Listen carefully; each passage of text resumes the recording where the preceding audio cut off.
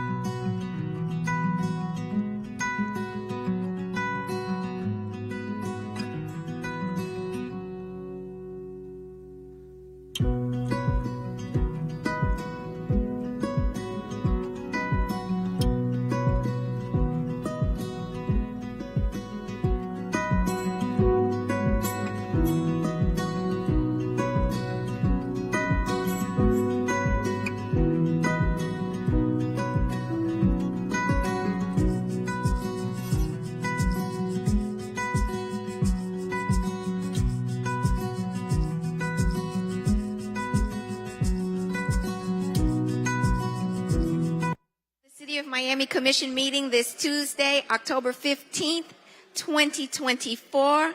I'm so happy to see all of you. Advocacy in action. At this time, we are going to start the presentation part of our meeting. I'm joined with my colleagues, Commissioner Miguel Gabella and Commissioner Pardo, Commissioner Reyes. We are going to get this party started. Our first proclamation will be to recognize our procurement department. Yes. Our procurement department has, for the past 8 years, received the recognition of achieving national accreditation from the NIGP Quality Public Procurement Department, winning the National Procurement Institute Achievement of Excellence in Procurement. Do we have our procurement department here? Oh, I guess she didn't realize I was getting started. They do a wonderful job, and we wanted to recognize them because being able to achieve this level of excellence 8 years in a row is a testament to the dedication of the procurement department and its employees. So we want to say thank you to them.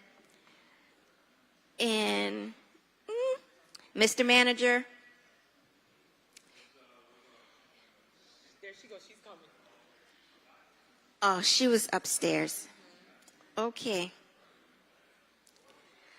How about we come back to that and I let Commissioner Gabella do his proclamation. Okay, his proclamation is going to be next time. So let's, okay. We have, here we go. We are going to recognize the Young Women's Preparatory Academy. Come on up.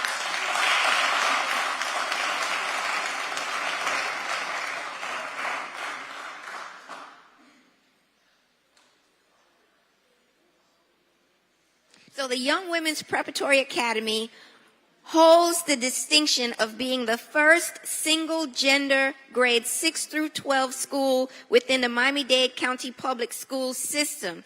Hey, fantastic. Girl power. We're all for that. I'm going to let you tell us why this school is so special. Thank you very much, everyone. Good morning. My name is Mr. Zachariah, and I'm the civics and world history teacher at Young Women's Preparatory Academy. We are an all-girls magnet school. We are in the top 10 under the state of Florida for academics, as well as leadership. We have an accelerated program, and in addition to the accelerated program, we have a lot of activities, such as Las Paisanas, which is our Hispanic folklore group. We have a coding group. We have a leadership group. We have a lot of activities, about 40 clubs in total in our school. And so it's a special school in Little Havana. It's 1150 Southwest 1st Street. Come and visit our school, and we have a lot of activities for everyone there. Thank you very much for the proclamation. Thank you. Thank you for all the work that you do. Again, girl power. I'm all for it. And I'm sure any one of my colleagues would like to come for Career Day and share with the students our experiences. It would be great for your civics class. Okay. So we're going to pile in now for, okay, move my chair. We're going to pile in for photo op.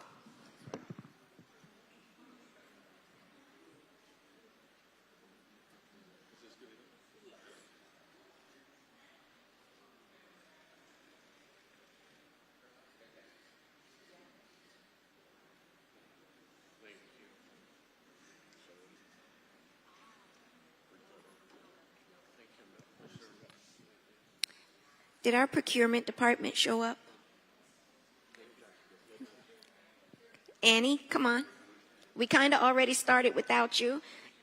Thank you so much. Pleasure to meet you.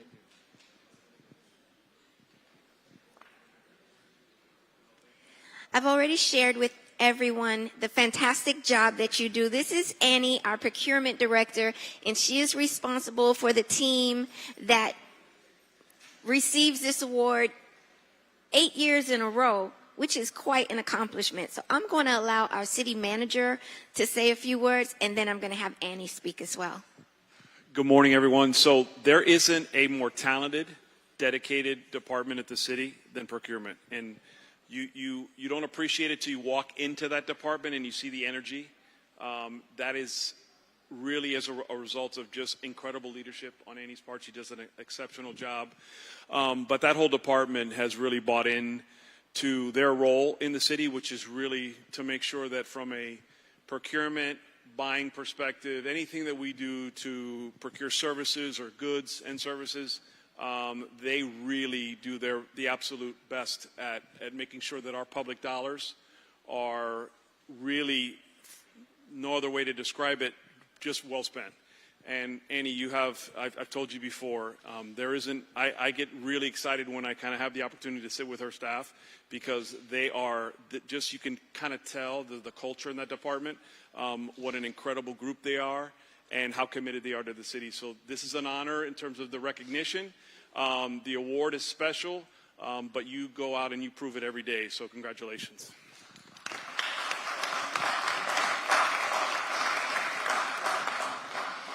Thank you, Mr. Manager. As you said, it's not about me, it's about my staff. They're amazing. They work really hard. They're very dedicated.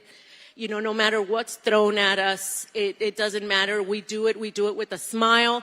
Customer service is very important to us. It's, you know, we try to provide above and beyond excellence in customer service all the time. And I want to thank the city manager and the administration for all the support, and all the commissioners. Thank you, and Madam Chair, because without, you know, all of your support, I'm not allowed to do legislative changes and things that really make a difference to help us all. So thank you. Thank you.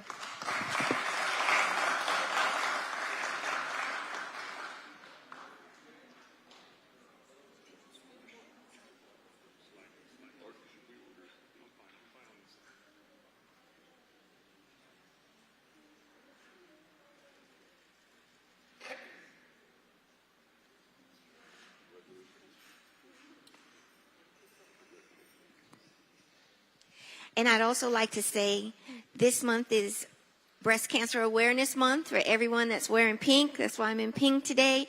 Early detection saves lives. So everyone, make sure you get your screenings. It's so important. And at this time, we are going to open our meeting with prayer.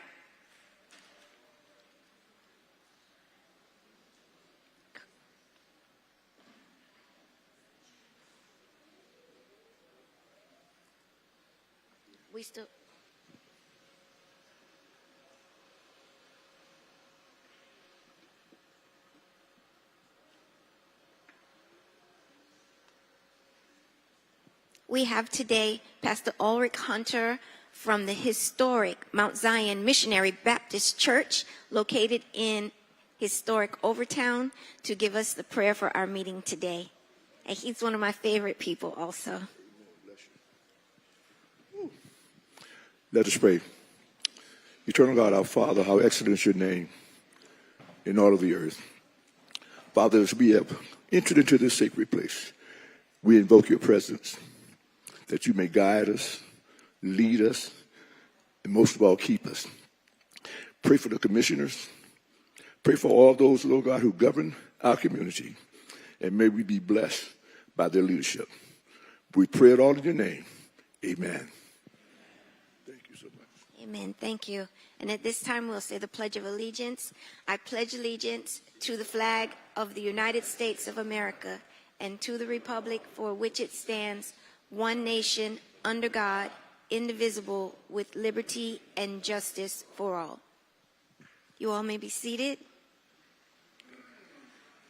Mr. City Attorney, would you please read your statement? Thank you, Madam Chair. George Weissong, City Attorney, City of Miami. Pursuant to State of Florida Executive Order 24-214, as amended by Executive Order 24-215, Florida Division of Emergency Management, Order 24-011, Miami-Dade County Declaration of a State of Local Emergency in City of Miami, of a state of local emergency due to the potential impacts of Hurricane Milton on Tuesday, October 8, 2024. The Miami City Commission meeting that was scheduled for Thursday, October 10, 2024 was canceled, and the city issued a public notice informing the public of said cancellation. In accordance with Miami City Code Section 2-33O, whenever a scheduled City Commission meeting is canceled or is not held due to a lack of quorum or other emergency, a special City Commission meeting will be automatically scheduled for the Tuesday immediately following the canceled meeting. Therefore, this special meeting of the City Commission was automatically scheduled for today, Tuesday, October 15 at 9 a.m. in the City Commission chambers located at Miami City Hall, 3500 Pan American Drive, Miami, Florida, 33133. All the scheduled items from the October 10, 2024 canceled meeting were automatically scheduled as an agenda item at this special City Commission meeting. The City Clerk has provided the required notice of this special City Commission meeting as required by the City Code and all other applicable laws. Detailed information about the processes, order of business, rules of procedure, and scheduling or rescheduling of City Commission meetings can be found in Chapter 2, Article 2 of the City Code, a copy of which is available online at www.municode.com, parentheses, Municode. Any person who is a lobbyist pursuant to Chapter 2, Article 6 of the City Code must register with the City Clerk and comply with the related city requirements for lobbyists before appearing before the City Commission. A person may not lobby a city official, board member, or staff member until registering. A copy of the code section about lobbyists is available in the City Clerk's office or online at municode.com. Any person making a presentation, formal request, or petition to the City Commission concerning real property must make the disclosures required by the City Code in writing. A copy of the City Code section is also available at the office of the City Clerk or online at municode.com. The City of Miami requires that anyone requesting action by the City Commission must disclose before the hearing any consideration provided or committed to anyone for agreement to support or withhold objection to the requested action pursuant to City Code Section 2-8. Any documents offered to the City Commission that have not been provided 7 days before the meeting as part of the agenda materials will be entered into the record at the City Commission's discretion. In accordance with Section 2-33F and G of the City Code, the agenda and the material for each item on the agenda is available during business hours at the City Clerk's office and online 24 hours a day at www.miamigov.com. The meeting of the Miami City Commission is a limited public forum. Any person may be heard by the City Commission through the chair for not more than 2 minutes on any proposition before the City Commission unless modified by the chair. Public comment will begin at approximately 10:05 a.m. and remain open until public comment is closed by the chairperson. Any person making offensive remarks or who has become unruly in the Commission chambers will be barred from further attending City Commission meetings and may be subject to arrest. No clapping, applauding, heckling, or verbal outbursts in support or opposition to a speaker or his or her remarks shall be permitted. No signs or placards shall be allowed in the Commission chambers. Persons exiting the Commission chambers shall do so quietly. Members of the public wishing to address the body may do so by submitting written comments via the online comment form. Please visit www.miamigov.com/meeting instructions for detailed instructions on how to provide public comment using the online public comment form. The comments submitted through the comment form have been and will be distributed to the elected officials, their staff, and city administration throughout the day so that the elected officials may consider the comments prior to taking any action. Additionally, the online comment form will remain open during the meeting to accept comments and distribute to the elected officials, their staff, and the city administration up until the chairperson closes public comment. Public comment may be also provided here at City Hall, located at 3500 Pan American Drive, Miami, Florida, subject to any and all city rules as they may be amended. If the proposition is being continued or rescheduled, the opportunity to be heard may be at such later date before the City Commission takes action on such proposition. When addressing the City Commission, the member of the public must first state their name, their address, and what item will be spoken about. Any person with a disability requiring assistance, auxiliary aids, and services for this meeting may notify the City Clerk. The City has provided different public comment methods to indicate, among other things, the public's support, opposition, or neutrality on the items and topics to be discussed at the City Commission meeting in compliance with Section 286.0114(4C) Florida statutes. The public has been given the opportunity to provide public comment during the meeting and within reasonable proximity in time before the meeting. Please note, commissioners have generally been briefed by city staff and the city attorney's office on items on the agenda today. Anyone wishing a verbatim record of an item considered at this meeting may request it at the Office of Communications or view it online at www.miamigov.com. PZ items shall proceed according to Section 7.1.4 of the Miami 21 zoning ordinance. Parties for any PZ items, including any applicant, appellant, appellee, city staff, and any person recognized by the decision-making body as a qualified intervener, as well as the applicant's representatives and any experts testifying on behalf of the applicant, appellant, or appellee may be physically present at City Hall to be sworn in by oath or affirmation by the City Clerk. The members of the City Commission shall disclose any ex parte communications to remove the presumption of prejudice pursuant to Florida Statute Section 286.0115 and Section 7.1.4.5 of the Miami 21 zoning ordinance. The order of presentation shall be as set forth in Miami 21 and in the City Code. Staff will briefly present each item to be heard. The applicant will present its application or request to the City Commission. If the applicant agrees with the staff recommendation, the City Commission may proceed to its deliberation and decision. The applicant may also waive the right to an evidentiary hearing on the record. For appeals, the appellant will present its appeal to the City Commission, followed by the appellee. Staff will be allowed to make any recommendations they may have. Please silence all cell phones and other noise-making devices. This meeting can be viewed live on Miami TV, the city's Facebook page, the city's Twitter page, the city's YouTube channel, and Comcast Channel 77. The broadcast will also have closed captioning. Thank you, Madam Chair. Thank you, Mr. City Attorney. Mr. City Clerk, would you please read your statement? Thank you, Chair. The procedures for individuals who are providing testimony be sworn in for planning and zoning items and any quasi-judicial items on today's City Commission agenda will be as follows. The members of City staff or any other individuals required to be sworn in who are currently present at City Hall will be sworn in by me, the City Clerk, immediately after I finish explaining these procedures. Those individuals who are appearing remotely may be sworn in now or at any time prior to the individual providing testimony for planning and zoning items or quasi-judicial items. Commissioners, are you comfortable with all the notice provisions set forth in these uniform rules of procedures we have established for this meeting? Yes. And Chair may administer the oath for the planning and zoning items. Please. Thank you, Chair. Good morning, ladies and gentlemen. If we will be speaking on any of today's planning and zoning items, those are the PZ items, may I please have you stand and raise your right hand?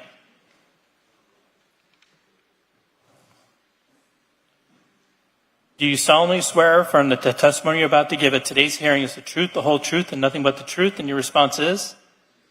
Thank you, Chair. Thank you. Mr. City Manager, do you have any items that will be withdrawn or deferred from this agenda? Good morning, Madam Chair, Commissioners, Mr. City Attorney, City Clerk. At this time, the administration would like to defer and or withdraw the following items.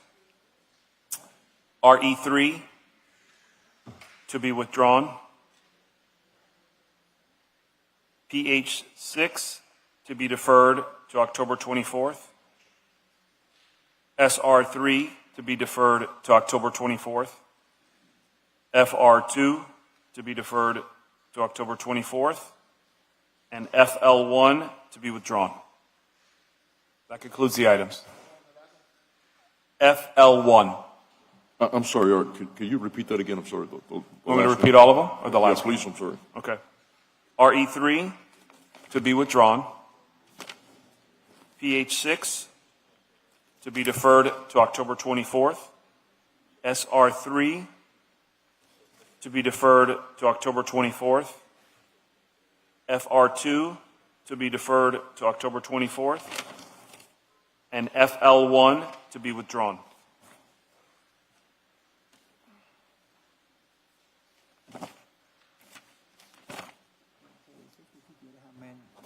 At this time, I'm going to ask my colleagues, Vice Chair, are there any items that you would like to withdraw or defer from this agenda?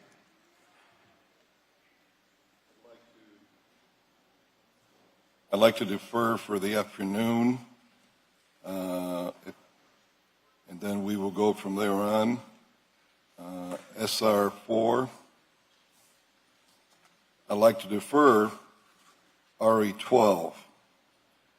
The last time that this body met as the Omni CRA, I specifically requested publicly a variety of financial items from the executive director. To this date, I have not received them, nor can they tell me when I'm going to receive them. So it's clear that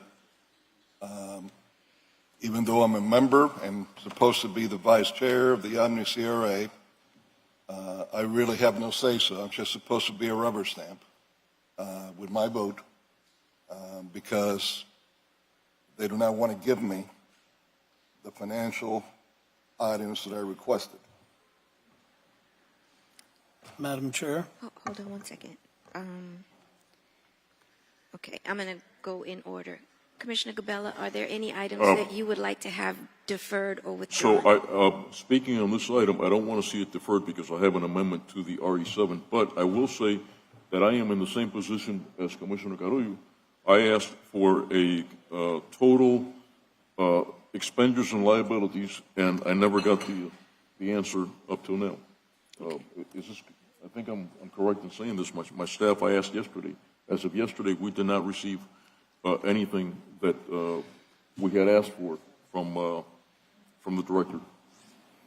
Commissioner Pardo, only if there's an item that you want to withdraw or defer, I'm going to hold out RE12 By the way, for a second. I'm sorry, Commissioner. Real quick, I wanted to defer the SR4.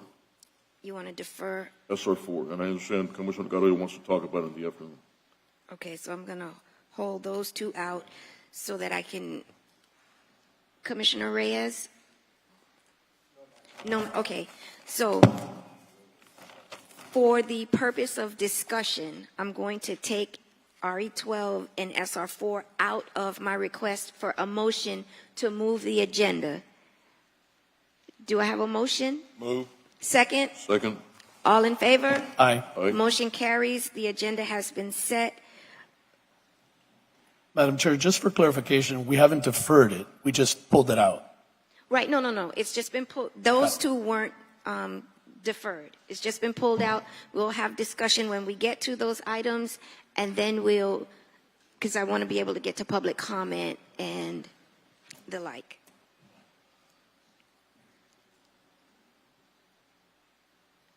Do we have any pocket items? Commissioner Reyes?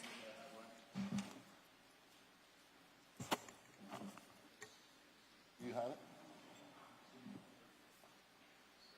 Your attorney has it. Thank you, sir. Viene mano de su boca.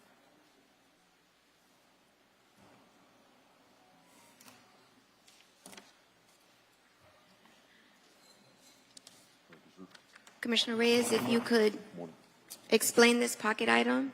Want me to read the title? Oh, okay, hold on. The city attorney will read it for us. That's right. I'll just go ahead and read the title.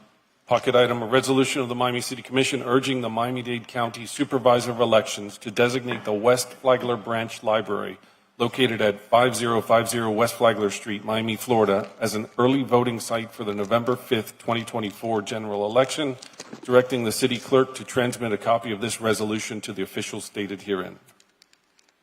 Second. Motion. I have a motion and a second. Thanks. I want to explain, if I may, that library has always been an early voting, and you know that most of the people from Miami, they go vote there, and I don't know why they got it out. Well, you know why. Well, I know why, because they don't want the people from Miami to be voting. But that is, it is, I think it's an injustice, and that's why this resolution, I presented this resolution. Thank you. Thank you Okay. for your support. I read the resolution. My only concern is because we are so close to early voting already, I don't know if this is, I think the time sensitivity of it Yes, I understand that. may not be, okay, but we'll vote on it. So Yes. it's open But, for public But comment. at least we got to let them know that we are not going to be Yes. taking it sit down. Okay, so it's Sitting open down. for public comment. All right. And at this time, I'm going to Chair, open. so you opened it up for public comment. This is just for NA1. You're going to close your public comment for just NA1, and I have Commissioner Reyes and Commissioner Cabela as the seconder, and we just need a vote. All in favor? Aye. I'm open public comment in general for now that everything is passed. So if there's anyone here that would like to speak on behalf of any item that is on the agenda, please step forward. Madam Chair, I have one more item that needs to be deferred, which is the public appearance that's at the front of the agenda. Okay. Well, we don't have to defer that, do we? Well, it's on the Just agenda, to so announce yeah, the just time? announce the deferral to this October have to- 24th. Okay. We have to vote on that? Can I have a vote? Motion. Second, all in favor? Aye. Okay. Personal appearance has been deferred to October 24th. And I'd also like to announce that we are having a blood drive today at City Hall between the hours of 10 and 4. Please donate blood. Could save lives. The blood mobile is just out front. Good morning. Good morning. My name is Eduardo Navarro. Today I want to draw your attention to the critical infrastructure needs of Alapata and the pressing necessity for the expansion of CRA into our neighborhood. Alapata is a vibrant community with a rich cultural heritage, yet we are witnessing a troubling decline. Our neighborhood is in disrepair, and the decay is affecting the quality of life for residents. The streets, sidewalks, and public spaces that once served as vital connectors are now neglected and crumbling. We cannot allow the decline to continue. The expansion of CRA into Alapata is not merely a request, it is an urgent necessity. This initiative will provide the resources needed to revitalize our community, address critical structural issues, and create opportunities for economic growth. By investing in Alapata, we can restore our neighborhood and unlock its full potential. We believe every community deserves the support it needs to thrive, and Alapata is no exception. We urge you to approve this vital initiative today.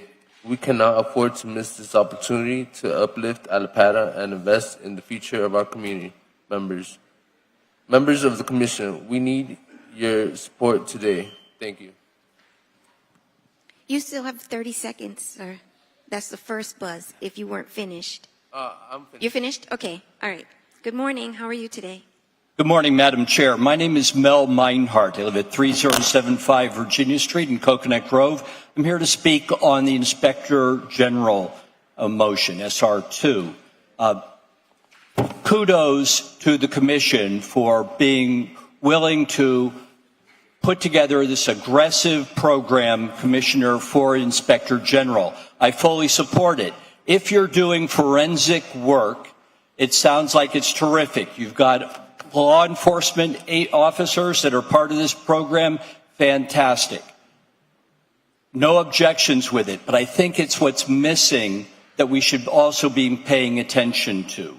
And the big question is, how are we doing as the City of Miami with the absence of an internal audit function as a management function, not a forensic function, not as a law enforcement function, but I think we've taken our eye off the ball of just the nitty-gritty efficiency of our city. If the city is doing well, if it's spending its money well, let's give it credit. But it turns out when you look at the websites of the City of Miami, we stopped reporting externally the service metrics of the city back in the 2010s. We just stopped reporting. The Internal Audit Committee, staff, stopped that about 8 years ago. I would say the call to action here is to use this opportunity for the Inspector General, which has the authority written in your language. If you properly fund it, you can reinstate the auditing functions of internal performance that are typical of Omaha, Minneapolis, Atlanta, and any other legitimate city in the country. That's the call to action. Here is your chance. Thank you. Thank you. Good morning. Good morning. My name is Emily Aldana, and today we stand united before you to emphasize the urgent need for the expansion of the CRA into Alapata, RE15. This is our second appearance before this commission, and we come with a renewed sense of determination fueled by the deep-seated needs of our community. Alapata is a neighborhood rich in culture and potential, yet it faces significant challenges and it hinders its growth and development. The expansion of the CRA into this area is not just a request, it's a necessity. The expansion of the CRA is not a request, it's a necessity. It is an opportunity to address pressing issues such as affordable housing, economic development, homelessness, and improved infrastructures that have long been neglected. We believe that the community deserves the resources and support necessary to thrive, and Alapata is no exception. We urge you to approve this vital initiative today. However, let it be clear, if our request is not granted, we will not be discouraged. We will return again and again advocating for the future of our neighborhood until our voices are heard and action is taken. The time to act is now. Let us not miss the chance to uplift Alapara and invest in its potential. We hope for your support today, and if needed, we will be back because our community deserves nothing less. Today, we emphasize the urgent need of the CRA to expand into Alapara. We have previously addressed this commission, and our message remains clear. Our neighborhood is grappling with homelessness, crisis that requires immediate attention. Thank you so much. Thank you. Good morning. Thank you so much. My name is Rebecca Haudegi, and I also stand for RE15 before you today to advocate for the expansion of the CRA into Alapara. This issue can no longer be overlooked as our community is in desperate need of affordable housing. While we appreciate the commitment to address affordable housing in the city as a whole, it's important to remember that we cannot handle this issue on our own. Every district, including Alapara, deserves equal attention and support. To solve this urgent issue, we need to take a whole community approach that understands our neighborhood's connections and also exactly what they need. Today, many of us in attendance are directly affected by this issue and know someone very close to us who also is passing through this. Every day, families in Alapara struggle to find a safe, emphasis on safe, affordable place to live. And we cannot stand by our community as it deteriorates. As we drive through our neighborhoods, we see beautiful new buildings that are rising, but for many of us, it's impossible to even dream of living in these places according to their high costs. As I mentioned earlier, I have zero doubt that you care deeply about Alapara and what solutions need to be made, but I respectfully remind you today to have to take this opportunity to make the difference in the expansion of the CRA, and I thank you so much for your time. Thank you. Good morning. Good morning. Good morning. My name is Crystal Ivory, and I'm a City of Miami resident, and I prep parent. I probably don't need to tell you that again because I've been here several times making the same request.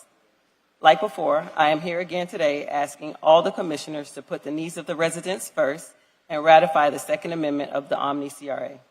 Although at least one of you thinks that an Omni CRA extension is not needed, that is not the case. There are many parents, residents, educators, business owners, community leaders, and even church members who live and work in these areas and have come up to this podium over the last few months and made this point very clear. Based on what I've seen, the main point of opposition to the extension has come from this commissioner.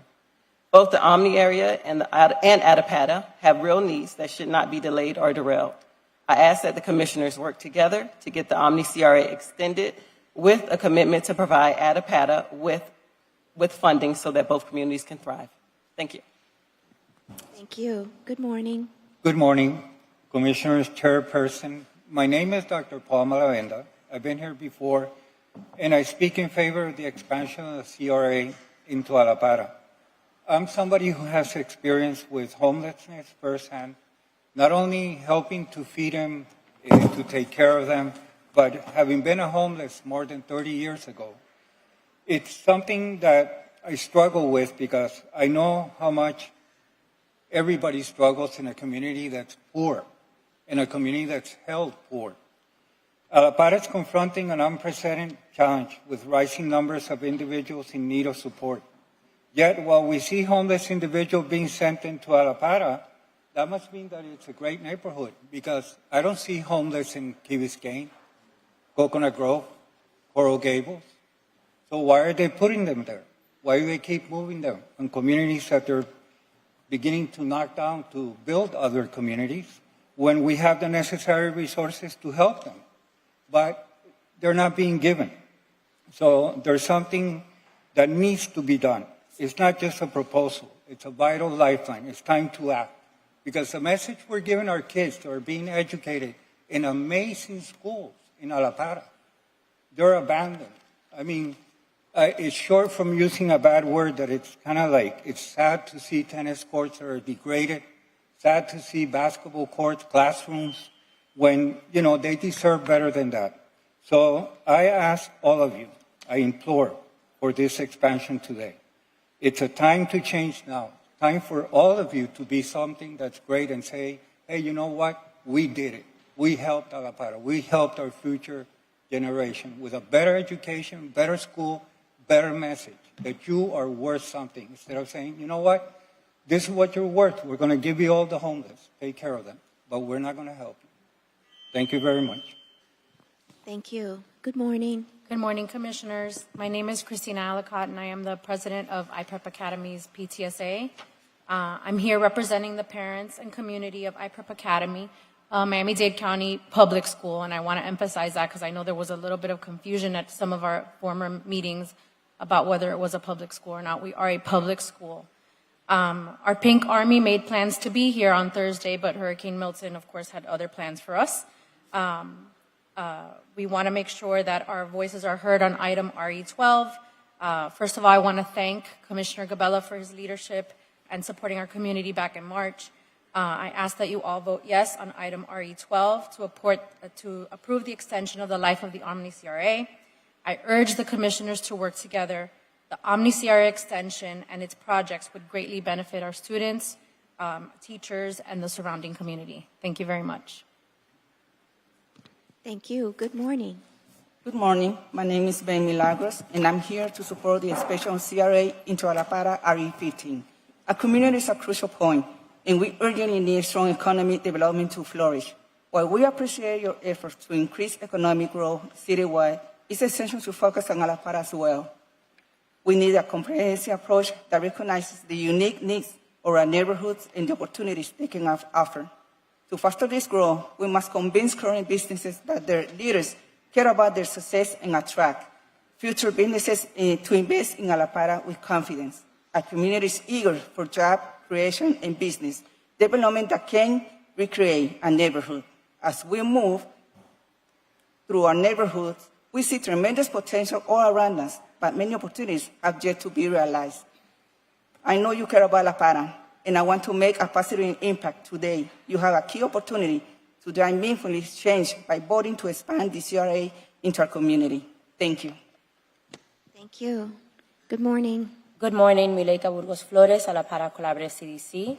I want to thank Commissioner, I'm speaking on PH4. I want to thank Commissioner Gabella on behalf of my board, the entire community, and the 10 small businesses that will immediately be saved in Alapara.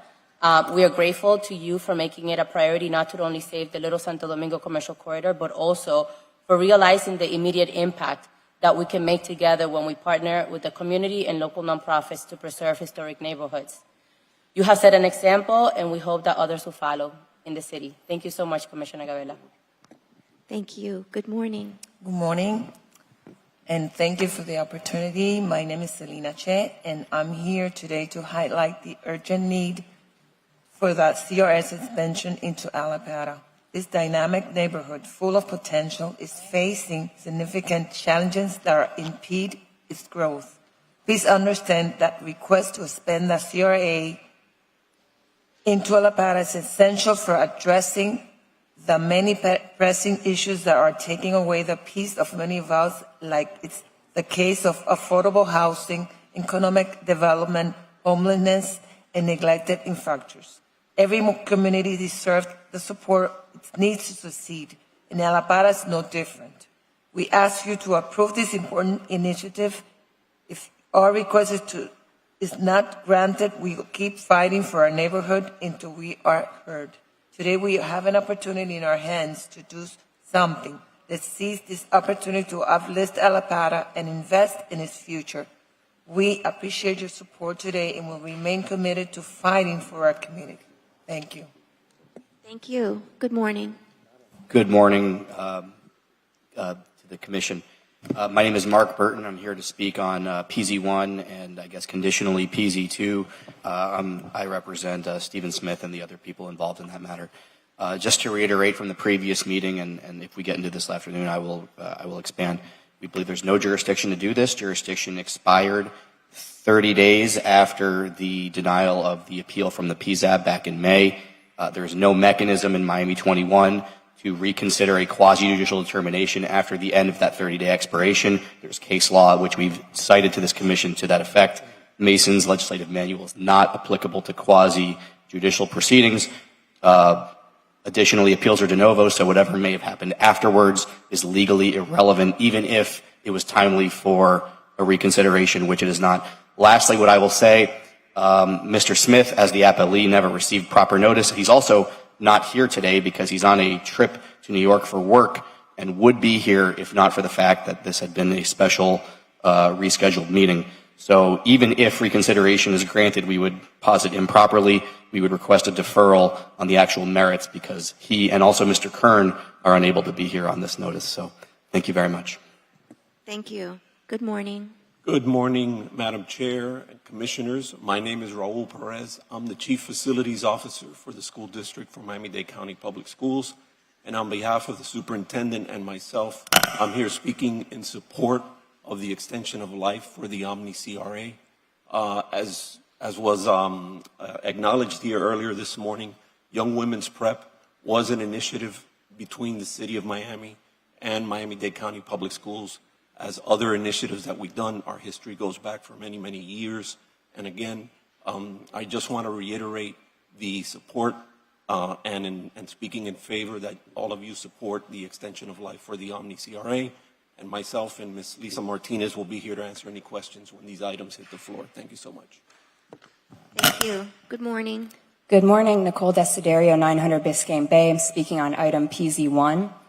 Over the course of a year, many people have come down here to speak on this subject. Some people claim that it's only a handful of people, but that is false. People simply cannot keep taking off work to come down here.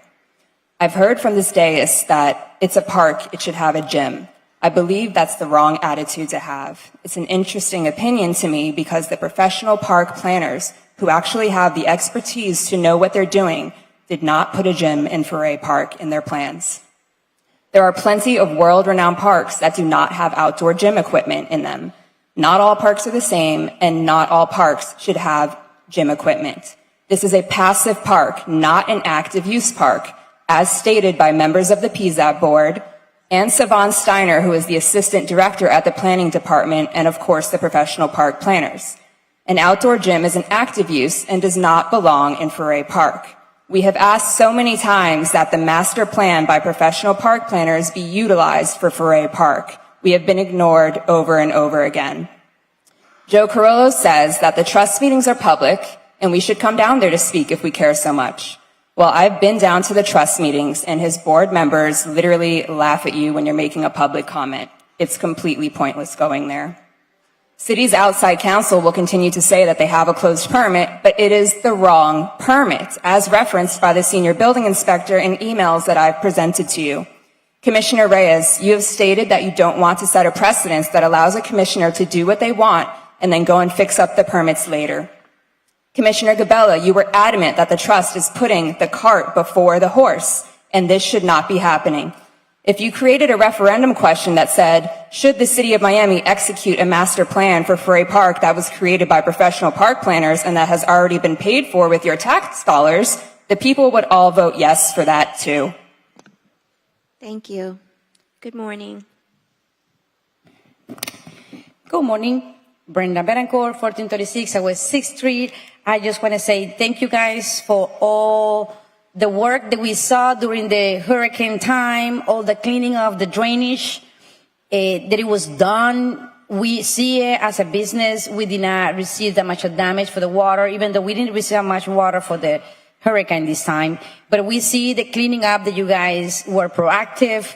And I just want to commend you guys because you guys really did a great job. And just keeping that is, why don't we clean it all the time? Try to keep it up. Because if we maintain our drainage clean, then we'll be able to save a lot of problems. And the sandbags might not help much, but the cleaning of the drainage is so important. I think that even in my District 3, I saw some places that we've been complaining for a while that it's almost 2 feet of water. So I saw the cleanup. I think all of you guys did a great job. We hope that you guys keep up the good work as saving us, the city of Miami residents, problems. That's one of the main things that we expect from you guys, to be proactive for any issues that are coming up. And just to keep on the same theme is, what are we doing with the homeless? And I'm going to keep pushing homeless because businesses are complaining about the homeless to set up camps in front of the stores. We pay leases, we pay taxes, we pay licensings, all kind of fees that we revenue the government, city, state, federal, everybody charges us for something. And it's a new license every other day or any new permits that we need to pull. So how are we going to be able to do it humanely without abusing them? But please, thank you. Thank you. Is there anyone else that would like to speak on behalf of any item on this agenda today? Seeing none, the public comment period is now closed. I'm missing two of my colleagues. Okay.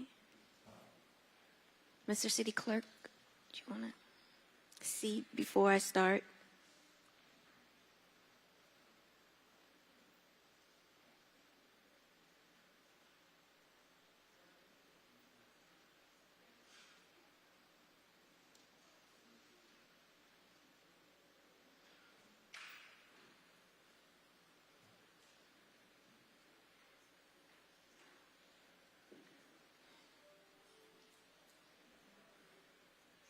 No, not at all. Just checking to see. One more colleague before I start.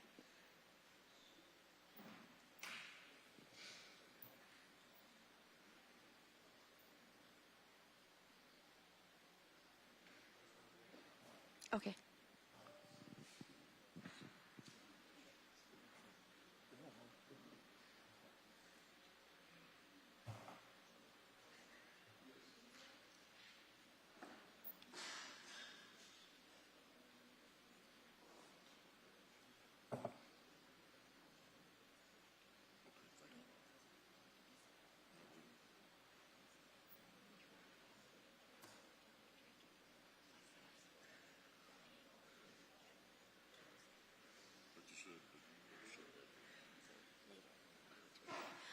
At this time, I'm going to ask my colleagues if they would like to pull any of the consent agenda items for discussion, CA 1, 2, 3, or 4. Well, first I'm seeing if you want to pull anything for discussion.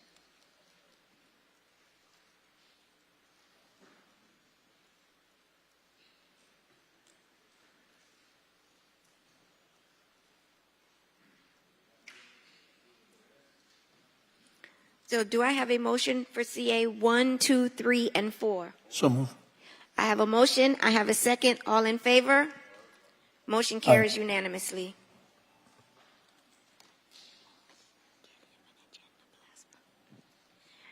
With the public hearings, gentlemen, is there any public hearing item that you would like to pull for discussion? PH 1, 2, 3, 4, 5 are in play.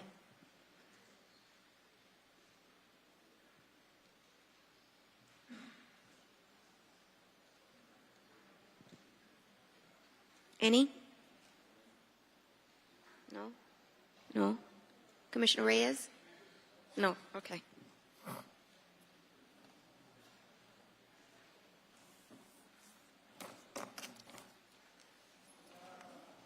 Good. May I have a motion for PH 1, 2, 3, 4, which is a 4/5 vote, 5, an additional 4/5 vote?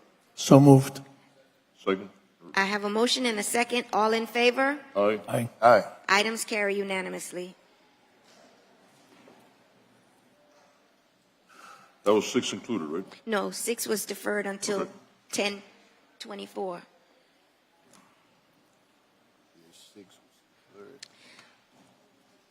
Now, I have, from previous discussion, pulled RE12, RE15, and RE16. Are there any other resolution items that you would like to pull for discussion, noting that we have RE1 through 6 as mitigation items? And Chair, just for the record, RE8 and RE9 are also mitigation items. Oh, I'm sorry. RE8 and 9.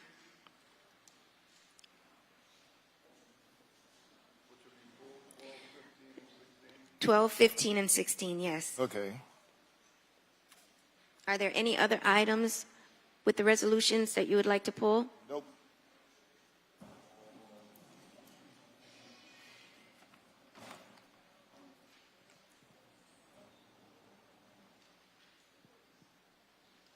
Yeah, same thing with RE7. You would like to pull RE7? Yes, it's the whole combination that has to do the. Okay, RE7.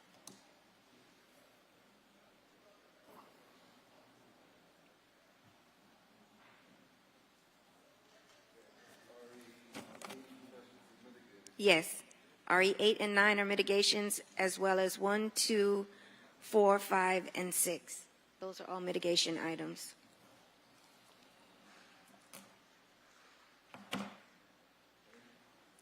Okay. Seeing none other, I'm going to ask for a motion to approve RE10, 11, 13, 14, which is a 4/5 waiver. Do I have a motion? Sorry, 10, 11? 10, 11, 13, and 14, which is a 4/5. I move it. I have I'll a second. motion and I have a second. All in favor? Aye. Aye. Motion carries unanimously. 10, 11, 13, 14. Okay. I'm going to go moving along to the second reading ordinances. Mr. City Attorney, would you please read the titles into the record? Yes, Madam Chair.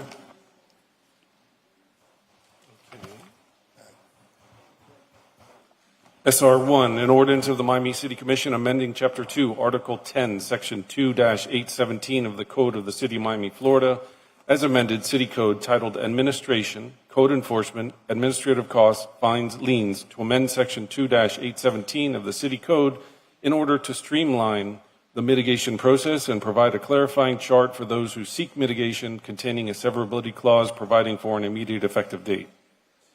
SR 2, an ordinance of the Miami City Commission amending Chapter 2, Article 3 of the Code of the City of Miami, Florida, as amended City Code titled Administration Officers by creating a new division 5, Section 2-160 to create the Office of Inspector General, providing minimum qualifications, appointment and terms of office, providing the functions, authority, and powers, providing for administrative staff, providing for a procedure for finalization of reports and recommendations containing a severability clause, and providing for an effective date. SR 3 was deferred. SR 4 is an ordinance of the Miami City Commission amending Chapter 40, Article 4, Division 4 of the Code of the City of Miami, Florida, as amended, titled Personnel, Pension, and Retirement Plan, City of Miami Elected Officials Retirement Trust, more particularly by amending Section 40-296, titled Applicable Benefits, containing a severability clause providing for an immediate effective date. That's it for the second readings. Thank you. I believe SR 4 was pulled for discussion, so may I have a motion for SR 1 and SR 2? I got a question. On number 2. On SR 2? Yeah. Okay. Okay, so Here we go again. may I have a motion for SR 1? Second. I have a motion and a second. All in favor? Aye. Aye. Motion carries unanimously. I'm going to come back to SR 2. On SR2, I think one of the previous questions that I had at the last meeting has been cured here. And that is that if anybody wants to make a complaint, it has to be sworn complaint under oath, not anonymous complaints. The other question that I have is on the powers of the Inspector General. how are we dealing with that if a certain radio station, television station, newspaper, they want to defame, they want to come out and make up stories on anybody, or bloggers that are paid in many cases. It's not to say that you don't have people in the modern media that are not paid. How are we going to deal with that in this ordinance? Is the Inspector General going to be have the right to, because somebody's saying something against us, to every day open up an investigation in any one of us, or some of us, depending what friends we have in certain media? Because if that's the case, then I want to know now so that certain media that I have access to, I could open up investigations on people too, like it's going to happen to me. The city attorney, if you read the ordinance, I mean the law, it clearly states that there is not, I mean, you cannot anonymous. There cannot be no anonymous request for any investigation. They have to be sworn in. Am I right, sir? Yeah, let me read you the language. It says the Inspector General shall have the power to review and investigate any sworn, non-anonymous complaints on a form acceptable to the Inspector General regarding city programs, agencies, contracts, or transactions, officials, or employees. Such sworn complaint must be based upon personal knowledge or information other than hearsay and signed under oath or affirmation by any person. I do understand it's very specific on what you are referring to. That is specific if it references to anonymous complaints. You can't have it. You have to have an individual filing the complaint. But my question is different.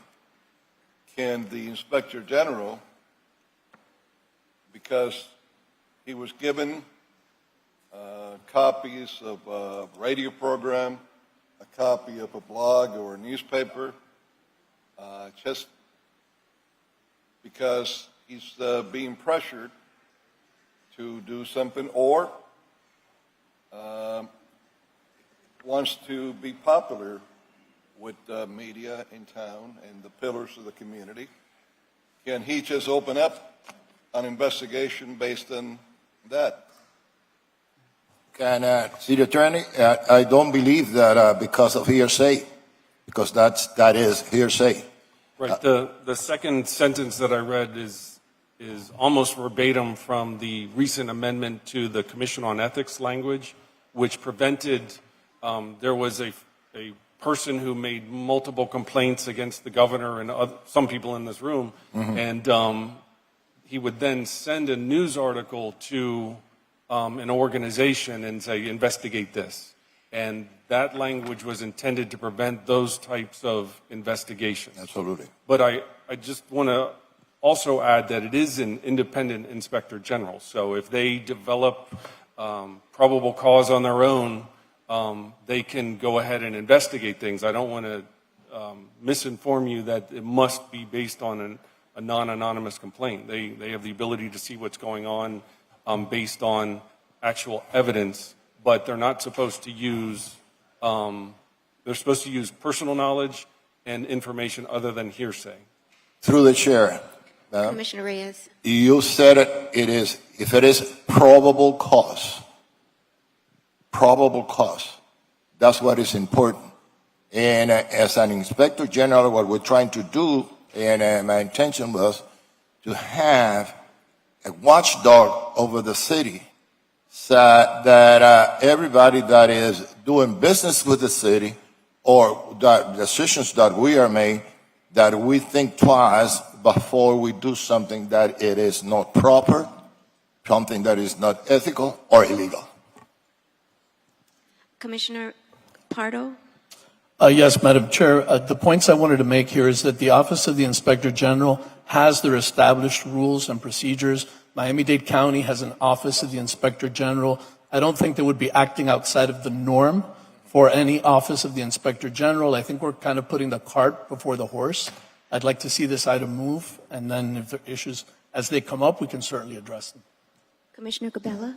Yeah, can you enlighten us, City Attorney, on the process of who gets to pick the gentleman, the Inspector General? How does the process work? Who gets to pick the Attorney General? It's on the Attorney ordinance. Inspector General. Right. It's on the ordinance. Yeah, the ordinance provides that a selection committee will be created. By whom? By the ordinance. And the committee is the State Attorney, Catherine Fernandez-Rundle or designee, Public Defender or designee, Chairperson of the Miami-Dade Commission on Ethics and Public Trust or designee, President of the Miami-Dade Police Chiefs Association, and the Special Agent in charge of Miami Field Office of the Florida Department of Law Enforcement. So those 5 individuals will meet and provide you with a name. You can accept the name or reject the name, and then the committee will submit new candidates. Thank you. Madam Chair, can we specify in the language that you read to us that the Inspector General is not to base the opening of any investigation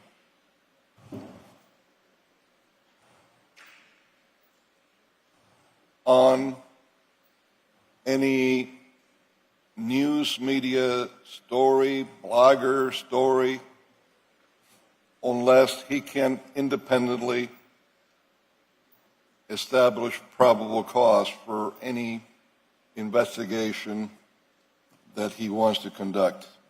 I believe it says that the Inspector General has to have personal knowledge and probable cause, and he can't use an interview or an article to create personal knowledge. That wouldn't be personal knowledge. So I believe that he covered exactly what you just said. I'm not quite sure if that's covered there as clearly as you're stating, Chair. Mr. City Attorney? I think I see where the Vice Chairman is going.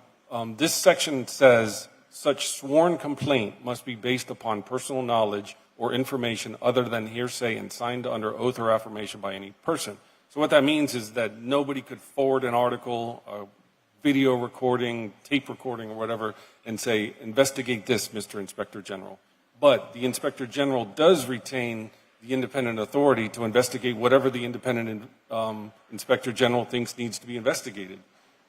If you want to add language to limit the power of the Inspector General, we can add that, but this section is really to prevent those type of mail-in complaints and Sure. not based on personal knowledge. But then the next step would be the one that I just described. Right. And the list that individuals that have tried time and time again through either elections, through illegal recalls, that have spent thousands of dollars trying to get me out of office, for instance. And the times that they have gone to state attorney, ethics, with one lie after another that have been proven so. I could see what's going to potentially happen here. They're going to be using them. Their sources, friends, or paid guns in the media or bloggers to try to influence an Inspector General. And this is why I want to see, Mr. City Attorney, how we could try to clarify this so that even a kindergarten student can understand it, that the Inspector General will have to have independent probable cause in his own, not arising from any media source or bloggers. Through the chair. I'd like to ask City Attorney, regarding, let's say there's 10 investigations a year. Is this going to be, for example, that we assign an allotted X amount of dollars, let's say $10 million, to the gentleman or to the lady, whoever gets the position, and then he's got to limit whatever investigations he does on that, for example, or is this that the more investigations he has, the more money we got to give him, and one year could be, I don't know, $5 million to say a number, and the next year could be $20 million. Is this the case here? So you as a commission will be able to establish and approve the budget for the independent Inspector General, but there is language in here that tracks the Miami-Dade County Inspector General's office that says the cost of random audits, inspections, and reviews shall, except as provided in whatever, be incorporated into the contract price of all contracts and shall be 0.25% of the contract price.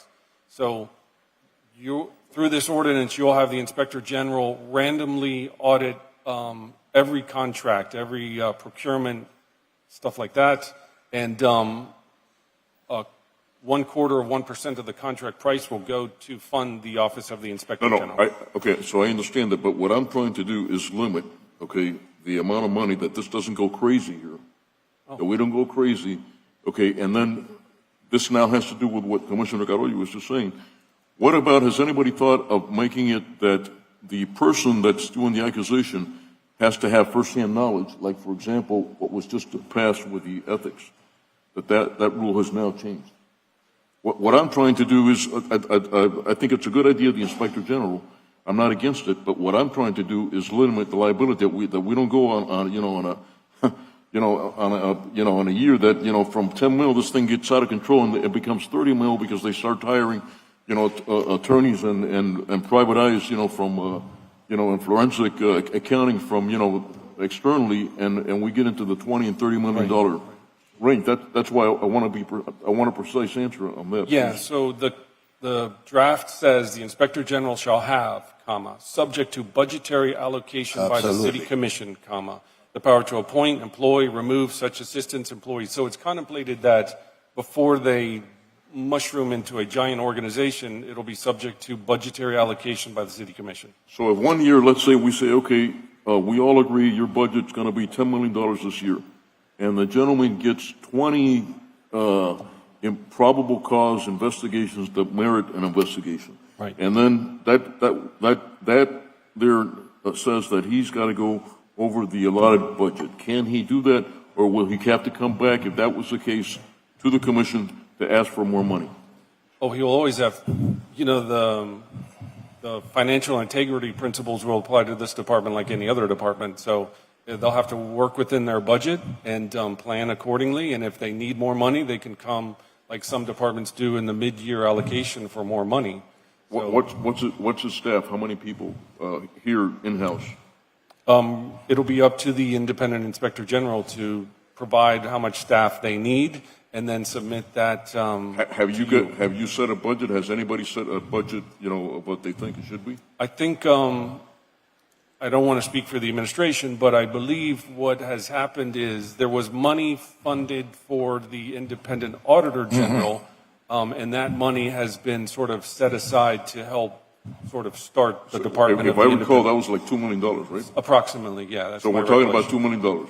Approximately, yeah. Okay, so I'm okay with that, but if that changes, I'm not going to be okay. They have to come to you for budgetary approval. Yes, I want to make clear, Reyes. through the chair, I'm sorry. I want to make clear that this is not an open-ended type of department that they will do whatever they please and spend as much as they please. Like any other department, it has to follow. Is limit within the constraints of their budget. if they need more money, they have to come to us. I mean, everybody has to come to us. And this is no different. It's not different. But did you think of that? By the same token, if they have to come to us, and there's 5 other investigations they can't do because they're limited, and they go. Well, it is.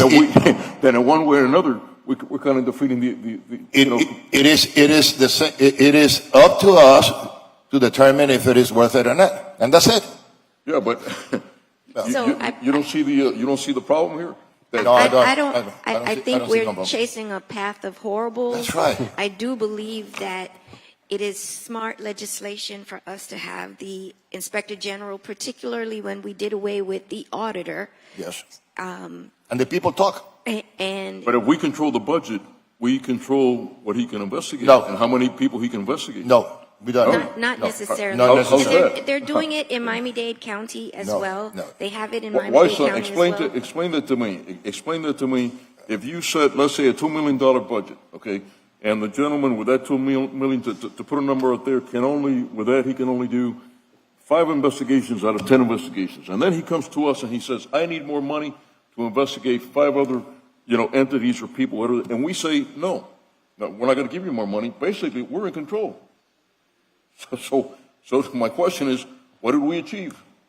Well, at least you'll have those 5 investigations. Okay. All right. I'm done. Okay. I move it. I'm just trying to tighten up the wording and the areas that I described. I want to vote for this. I think we need to go forward with it, but I want to make sure that this doesn't become a free-for-all. No. And it could, depending whom you have as the independent inspector general. If you have someone that's going to be down the line, in the middle, it'll be fine. But if you have someone that is going to be more concerned of what the media will say about him, or whom he pleases or not pleases, then it could be a concern if we don't have very clear guidelines. I just want to say, I'm sorry, Madam Chair. Hold it. Okay, I'm going to say. Real quick. We're, So I'm going to vote for yes. I'm going to vote for it. But I'll tell you this. If that's the case and we control the budget, this to me is, you're really not achieving anything because we're I just said it. Yes, there's a point, but there is no point if you get into that, situation. But anyway, I'm done. I'm ready. So, yes, again, I believe we're chasing, we're in a parade of horribles. The committee that's going to select the person to present, we still have the opportunity to accept their recommendation or send them back to the drawing board with respect to the budget. There needs to be a budget. The control on that is that they have to come to us. So I believe that because we are trying to make ourselves more transparent for our community, that this is smart legislation. I have a motion. Second. And a second. All in favor? Aye. Aye. No more discussion of what I was asking, just boom, boom. And City Clerk? I was trying to see if I was trying to see if the city attorney could add at least another line on the area that I was inquiring about. What was that line again? So, Section D, function, authority, and powers says the office shall have the authority to make investigations of city affairs and the power to review past, present, and proposed city programs, accounts, records, contracts, transactions, period. We could add, if the commission so desires, based upon an independent finding of probable cause. Do we want to do a reconsideration to add that language? I wouldn't be in favor of adding that language. Okay, but I'm going to ask, I'm asking the city clerk, what action would we have to take? And in abundance of caution, I would reconsider the vote that was taken. Okay, do I have a motion to reconsider the vote? the motion. I got a motion and a second. All in favor? But Aye. it is only to add Add that language. that language that protects from Yes. any outside influence. So could you read the sentence again, Mr. Okay. City Attorney? Yes, so it would be adding to parentheses D, parentheses 1, functions, authority, and powers, the additional language of based upon an independent finding of probable cause. So I have a motion, Commissioner Pardo. Yeah, so based on that language, that means that it's taking it away from the Inspector General. Well, So he has to have an independent finding to himself. Well, what it does is and it's sort of similar to the Miami-Dade Commission on Ethics. They don't proceed with a full-scale investigation until they make a finding of probable cause. So this would just say that the Inspector General shall make investigations based upon an independent finding of probable cause. So it wouldn't be up to the Inspector General. Well, the Inspector General will be the one determining whether Right, there's but probable he cause first or needs not. a finding of Yes. probable cause.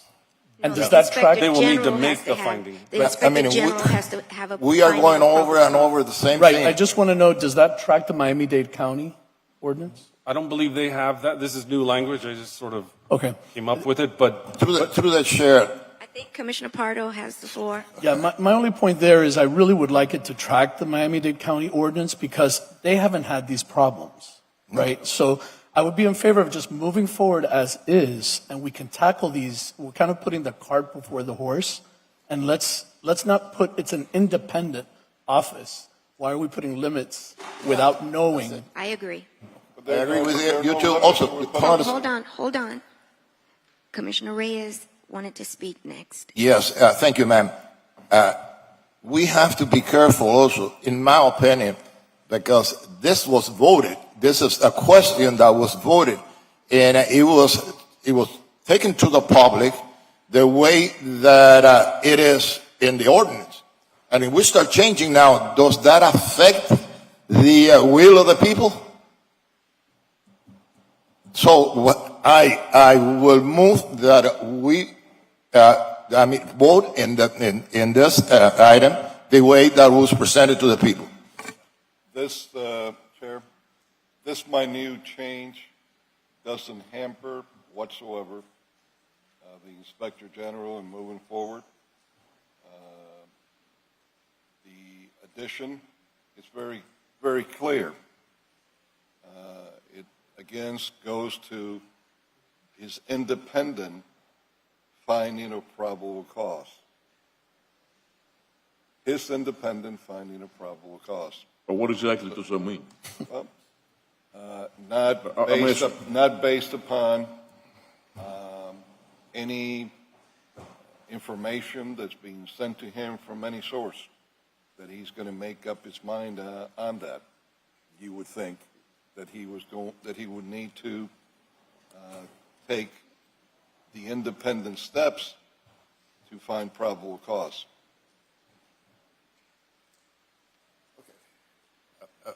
Ma'am? Any other further discussion? I have a motion and a second. Yes. I move I'm it. sorry, Chair, who's the seconder? I have Commissioner Reyes as the mover, I'll second. and that's as is. That's it. What's as is? To Sorry. add the language. No. As is meaning how the item went to print on the agenda. No amendment as of right now has been accepted by the mover or seconder. Okay. That's what's voted on. Okay, I have a motion and a second. All in favor? Aye. Aye. Aye. Unanimous. Thank you. No. You were no. This is for the way that it was before, not in what we asked the city attorney to place in. Correct. No amendments. Exactly. So no. Understood. 4-1. And let it be very clear why I voted no. Mr. City Attorney, would you please read the title for our FR1 item? FR1, an ordinance of the Miami City Commission amending Chapter 40, Article 4, Division 3 of the Code of the City of Miami, Florida, as amended, City Code, titled Personnel, Pension, and Retirement Plan, City of Miami General Employees and Sanitation Employees Retirement Trust, more particularly by amending Section 40-241 of the City Code titled Definitions to define the Rule of 80 and clarify the applicability of certain provisions in Section 40-255 of the City Code titled Benefits pursuant to Resolution Number R24-0147, adopted April 25, 2024, to include a 2.5% and 3% multiplier for those hired on or after October 1, 2010, based on the Miami General Employees American Federation of State, County, and Municipal Employees Local 1907 Collective Bargaining Agreement for October 1st, 2023 through September 30th, 2026, and to update the City Code to comply with earlier ratifications of collective bargaining agreements and City Code amendments, specifically Resolution Number R11-0364, adopted on September 15, 2011, Resolution Number R24-0013, adopted January 22nd, 2024, Ordinance Number 13203, adopted September 27, 2010, resolutions number R-22-0340, adopted September 13, 2022, and resolution number R-22-0423, adopted October 27, 2022, containing a severability clause providing for an immediate effective date. Does anyone have any discussion for this item? Would anyone like to discuss this item?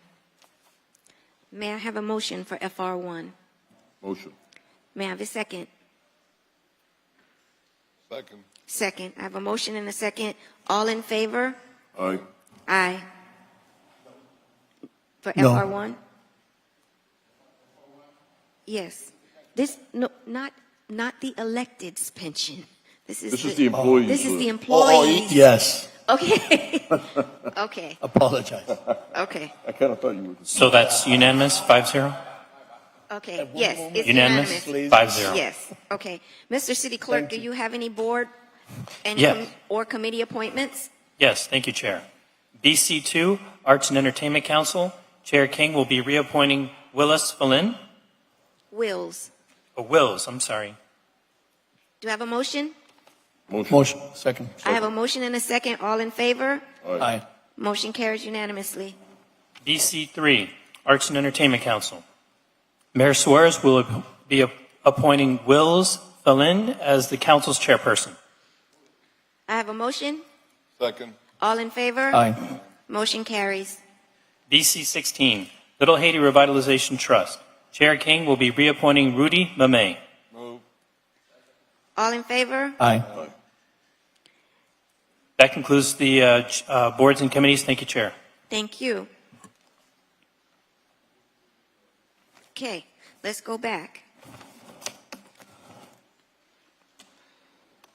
We have for discussion the RE12, Omni CRA Second Amendment ILA, RE15, Direct City Manager, work with Omni CRA ED to expand boundaries of Omni CRA to include Alapata, and RE16, deny extension of life, Omni CRA.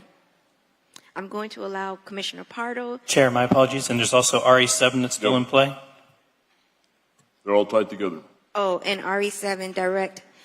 Let me take the mitigations. We didn't do the mitigation. So RE1, mitigation, 2210 Northeast 14th Street.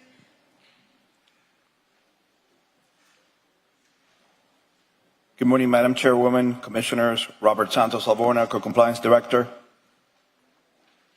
Good morning. Dana Tamargo for the property owner. Morning. RE1 is a resolution for mitigating or not mitigating property located at 2210 Northwest 14th Street. The respondent is Conexa Corp. The notice of violation was issued for operating without a certificate of use, no business tax receipt, and working outside allowable scope, adjudicated on September 8, 2021. Violation was complied on July 3rd, 2024. It ran for 1,028 days, accruing a total of $514,000. The respondent is offering $17,825, which is approximately 3.47%. That's what I have. Good morning. I want to be clear. We're offering that $17,825 because my clients became aware of the liens on August 23rd, 2023. By then, there were $356,500 in fines. We then, our office became, started working with them, trying to get this complied with. It took us from August 23rd to July 2023 to July 3rd, 2024 to get compliance. It was 2 or 3 months of going back and forth with the city to try to find out what was going on. We were told that we needed to do a public records request to just obtain documents that I believe we could have gotten in an email. That took 2 months.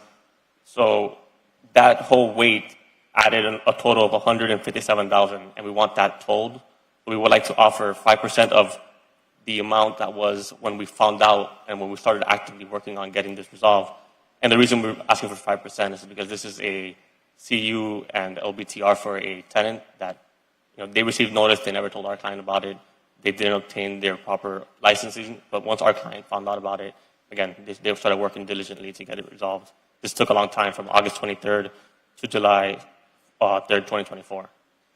So, Madam Chairwoman, I'm going to yield to Legal Division Chief Dooley, who's going to talk about notice. And part of our due diligence preparing for you is ensuring that all notices and summons are sent and posted. I want to let Rachel elaborate. If you need here, good morning, Rachel Dooley, Assistant City Attorney. Yes, we did review, as we do with all of them that come in, to make sure notices were sent to the addresses as they were listed. This is a corporation, so it would have to go to the registered agent as well. It was at the time that was done. The property itself was also posted. Whether or not their client actually received it, looked at it, cared about it, I can't speak to that. But we did follow both Florida statute and the city code as is required. I think what they're asking for is when they realized something was wrong at the end. I don't think we've ever done that. Obviously, that's up to you. But the total lien properly ran to $514,000. I am going to yield to the District 1 Commissioner as it's in his district. Commissioner Gabella. Yeah, so Robert, what were they in violation for again? I'm sorry. So part of the discussion is the amount of 17 is 3.5%. I know that, but for what actually? Oh, for operating without a certificate of use and the BTR and doing what? What were they doing? Okay. This is an industrial property. They have multiple bays. Those are rentals, right? So they didn't have a These are the warehouses when you're going up sir. before the 22nd Avenue Bridge. They're on the left-hand side, on the south side of the bridge, on the west side of 22nd Avenue. Just trying to get my bearings straight. Okay. And so they were operating without a license, and what were they doing? What were they selling? What were they doing? So they rent the bays, right? They rent them out to different businesses. So by the way, is this a landlord or the business owner? It's a landlord. It's yes, a landlord. Okay. Yes. Okay. And so what I mean is the violations, were they done by the business owner that rented from the landlord, or the landlord is the one that So what I have is that the property itself was operating without a certificate of use and a business tax receipt, which is required. By the corporation renting to the landlord? That's what I have. Right, so it's the businesses who are located on the property Right. Are required to have certificates of use and BTRs to operate, which should obviously be part of the lease, and they're not supposed to, the city code and state statute cites the property owner is required to make sure that their property is being used in compliance with building, zoning, and all of those things within the law. In this particular case, the tenants were not using it as was required by law because they did not obtain their certificates of use, which is more important because that involves fire safety checks and things like that. The BTR is your basic tax that everybody pays in order to do business within the city. The tenants themselves were not doing that in this particular case, and that's why they were cited. Okay, so you're representing the landlord, and what you're arguing is that you didn't know until August 23rd that these businesses were conducting themselves without a... Correct, yeah. I represent the landlord. The landlord does not live here in the U.S. His lease does say that, you need to obtain certificate of use, OBTR, all the licensing. He, again, was not become aware of these violations for whatever reason. How long has this landlord owned this property? I don't have that off the top of my head, sorry.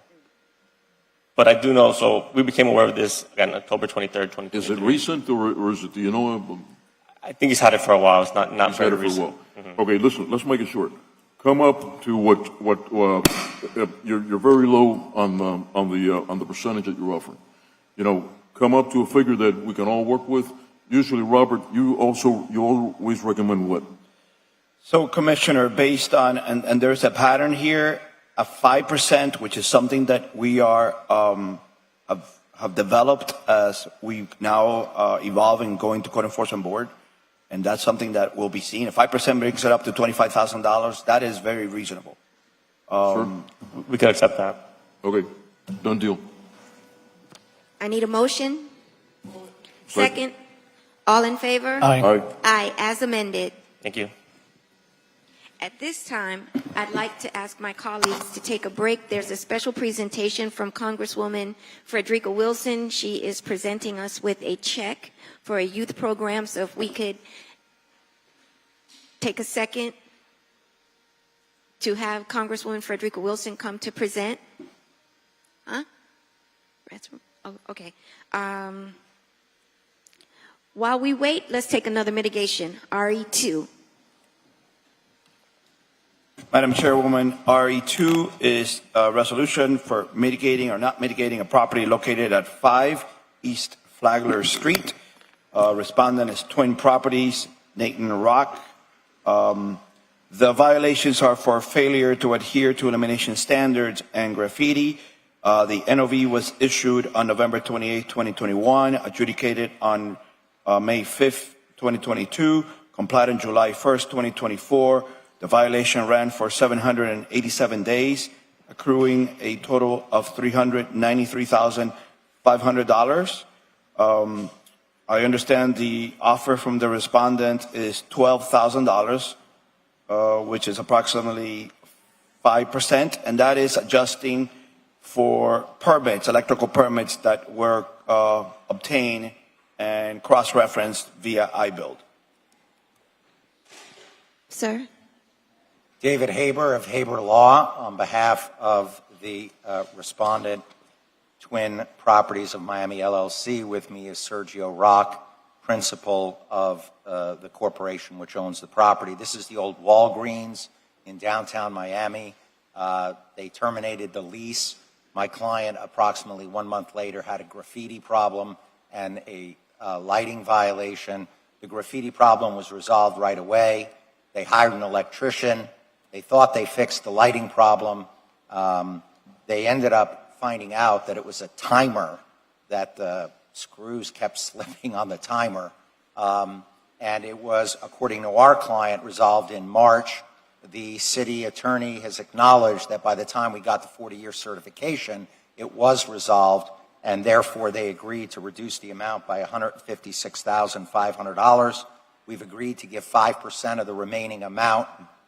We believe that not all violations are created equally. This does not involve a fire issue. This does not involve using the property improperly. It does not involve any of those things. And it's unfortunate that they didn't find out that it was the timer until much later, and that's why we've asked for the commission to accept the $12,000. I'm going to... I just want to clarify, it wasn't an issue of when the recertification was done. That didn't have anything to do with this issue. Rachel, on behalf of the city attorney's office, it was when their electrical permit was pulled for something else, when that was finalized. That's the date, which brought it down to $237,000 from $393,000. And instead of 787 days, it was 475 days.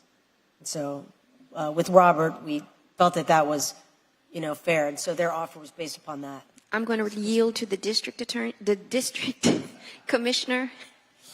I agree. I've been following the mitigation. I'm fine with that. I have a motion. Second. I have a motion and a second. All in favor? Aye. Motion carries Always unanimously. a pleasure to see Thank you. you so much. Thank and you. at this time, As amended. As amended. At this time, we are going to recognize our Congresswoman Frederica Wilson.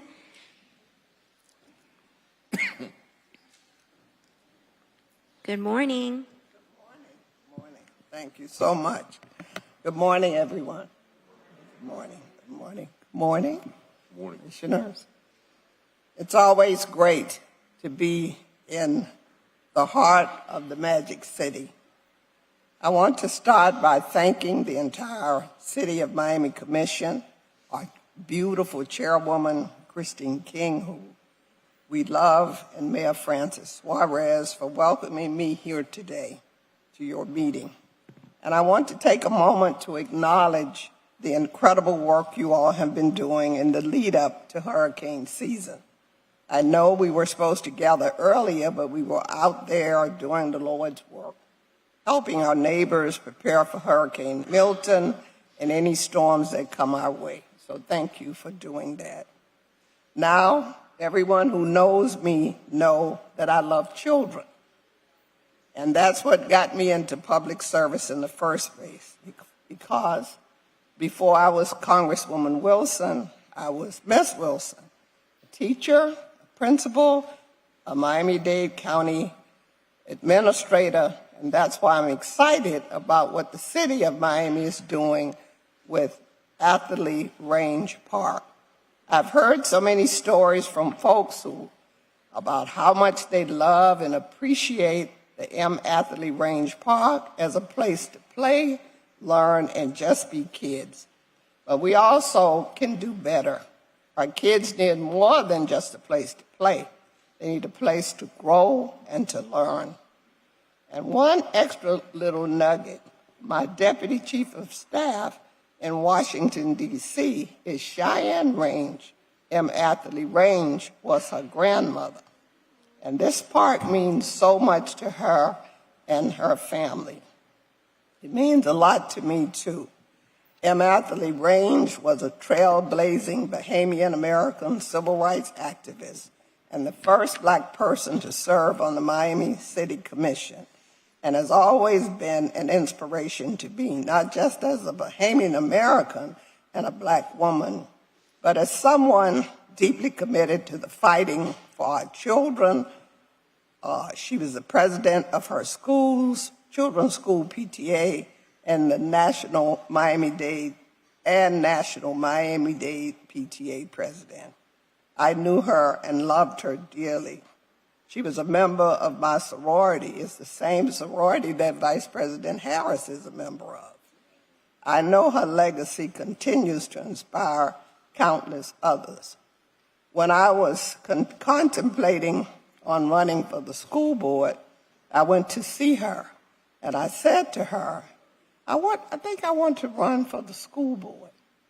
So she said, you sure? You have such a wonderful school. You're going to leave your school and run for the school board? And I said, yes. So she said, politics is dirty. She said, so what I want you to do is I want you to go home tonight, and I want you to think of anything you've ever done that you don't want your mother, your father, or your family to know. Because once you decide that you're going to run for public office, they're going to know. So I say, tell me what you mean, like what? So she say, well, did you ever shoplift when you were a little girl or in high school? Did you do anything like skip school or have a fight? Did the police ever stop you for jaywalking? So my heart was beating real fast. I said, oh my God. So I went home that night and I thought about it. And I was thinking, I said, let me see, did I ever? So I went back the next day and I told her, I said, I can't think of anything that I really did real bad that I would be ashamed of for my children and my husband and my mother and father to know about. So she said, well, okay then, if you can't think of anything, run, Freddie, run. So then I ran for the school board. And I want you to know that this is not going to be just any building. It'll be a 12,000 square foot hub of creativity and activity. So we're talking about a multi-purpose room, a computer lab with changing stations, 3 homework rooms, arts and crafts area, and an indoor fitness place with all the equipment they need to stay active. There'll even be a kitchen, restrooms, and plenty of storage space. Outside will be a big plaza with concrete seating and shade structures for those sunny Miami days. This will be a place where our children and families can come together, learn, and have a great time. Because let's be real, no child should have to sit in a McDonald's parking lot just to do their homework looking for Wi-Fi. That's why I'm thrilled to support your efforts, because I'm just giving you a small portion of what you're going to need, but it's going to help. It's going to help construct the state-of-the-art Little Haiti Youth Center at Athlete Range Park. And today, I'm going to present you a check for $1 million, for which I fought in Congress. It's an earmark, personally, from me. Thank you. Thank you. Thank you.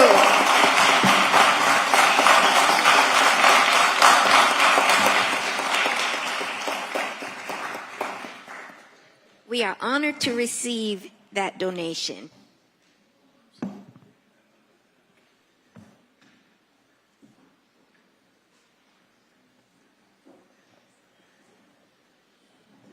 I saw our county commissioner, and he is the commissioner for this area as well. I'd like him to join us if he is still in the building.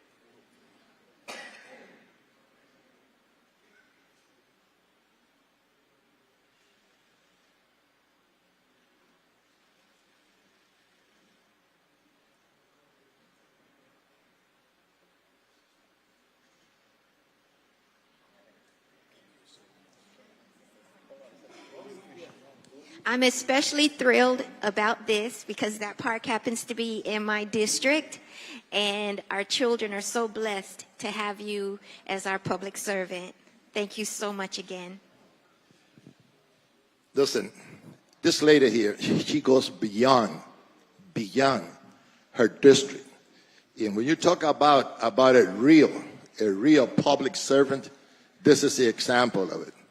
I'm saying this because I spoke with her about a project that I have in Douglas Park, which is a community center that I want to build.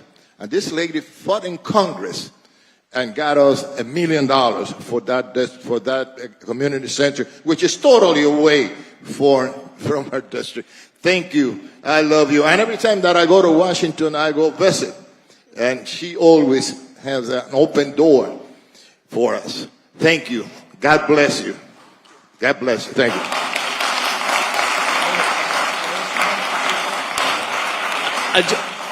I just want to say and express my gratitude and just what a pleasure it is to work with you.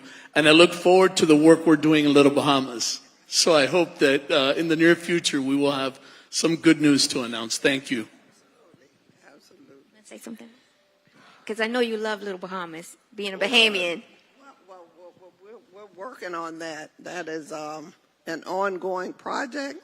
I think we might be up to about 10 million now to see what we can do. So we're working with you, yes, and you, and you, and you, and you, and the city manager to see what we can do. So that's going to change Miami. Mm-hmm. And Miami just celebrated 40 years of Carnival in Miami, and it was a tremendous celebration. I had a wonderful time. And this February, we are going to have Miami Carnival pop-up in Little Haiti. So I'm looking forward to that as well. Thank you again. Thank you again, Congresswoman, for your generosity and your public service and your love of our children. I'll see you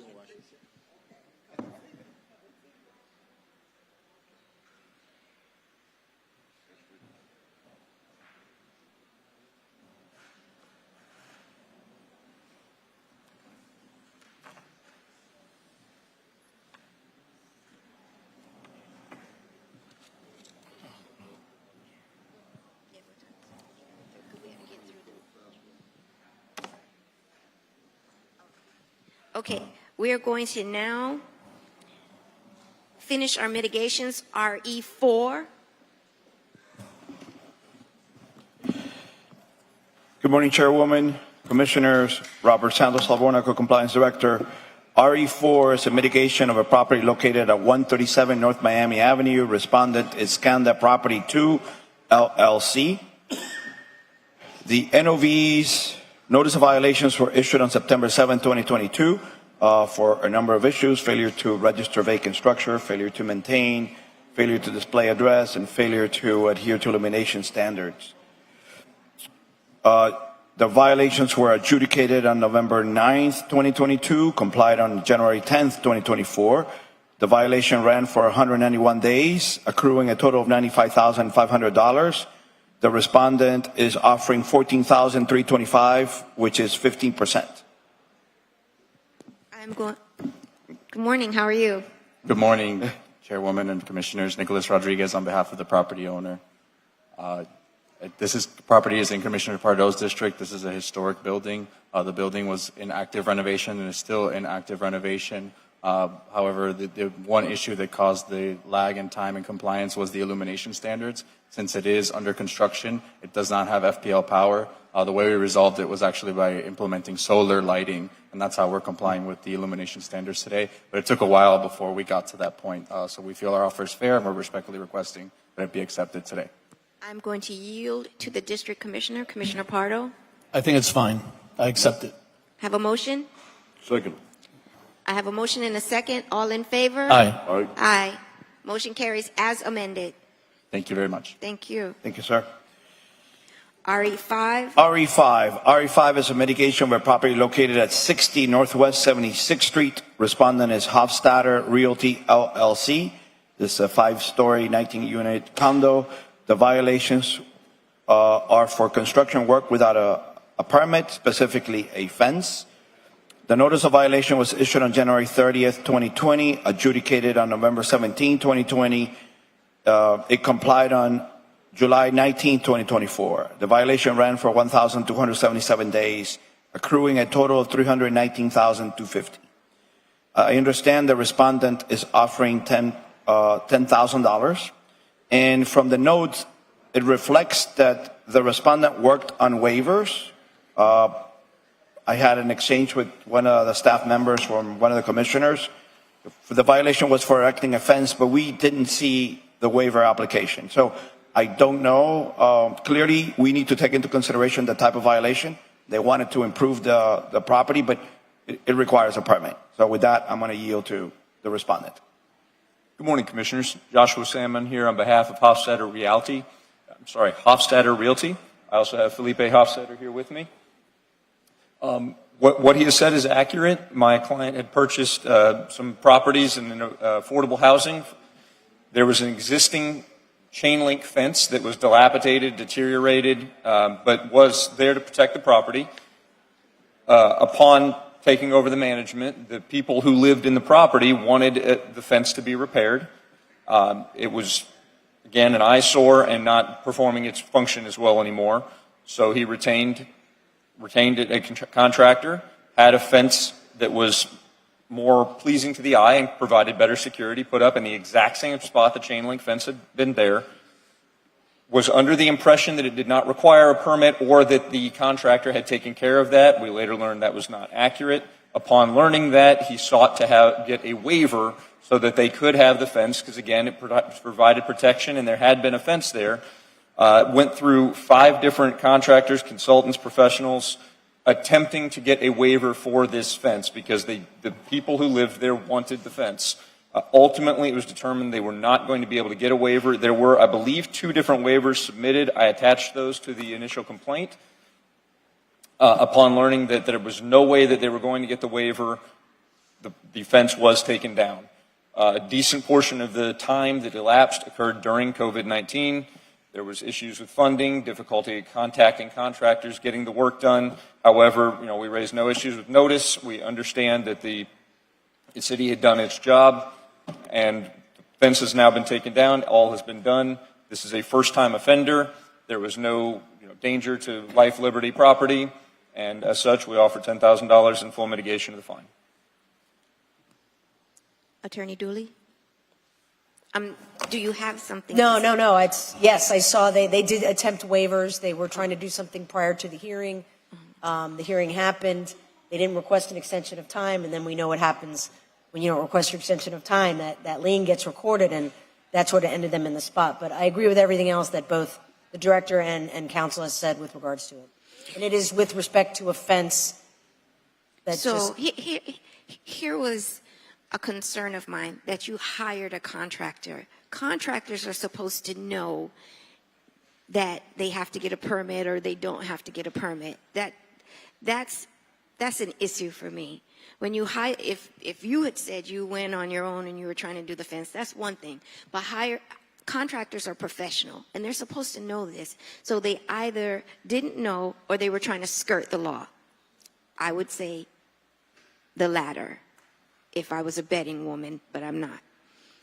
So that's a problem, because these mitigations come to us and our staff has to do the work, and I am not trying to set a precedent so that people can just come to us for mitigation and say, well, my contractor or somebody has to accept responsibility for what transpired to bring you here before us. I cannot accept, 2%?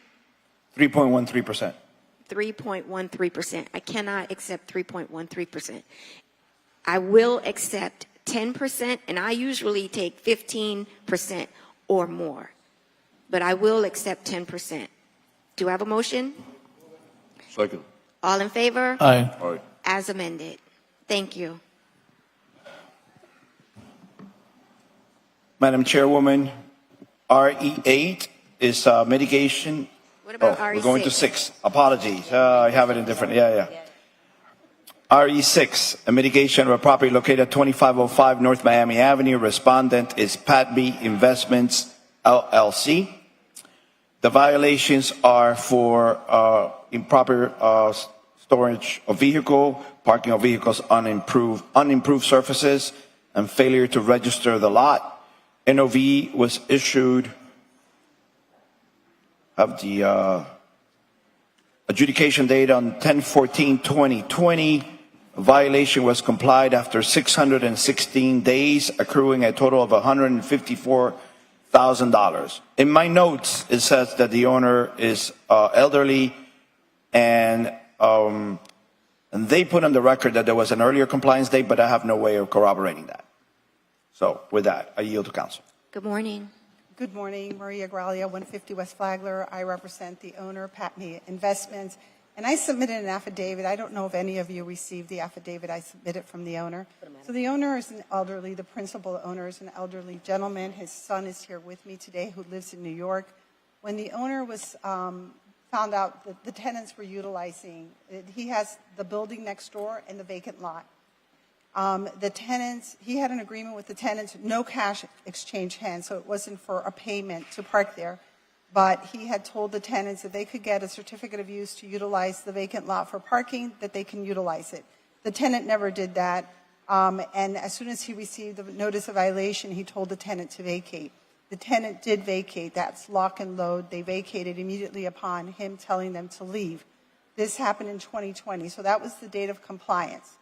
Afterwards, there was the property adjacent to this property was a construction site. And I submitted in the affidavit some aerials that you can see in 2020, no cars.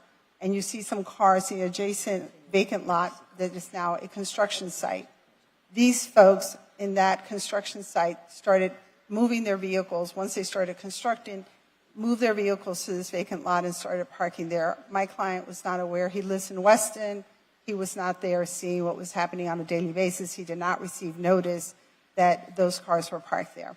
As soon as he found out, when he was trying to register the lot, by the way, there's two issues here. One was registering a vacant lot. He was trying to register it all through COVID, was having a really difficult time, finally registered. That was taken care of.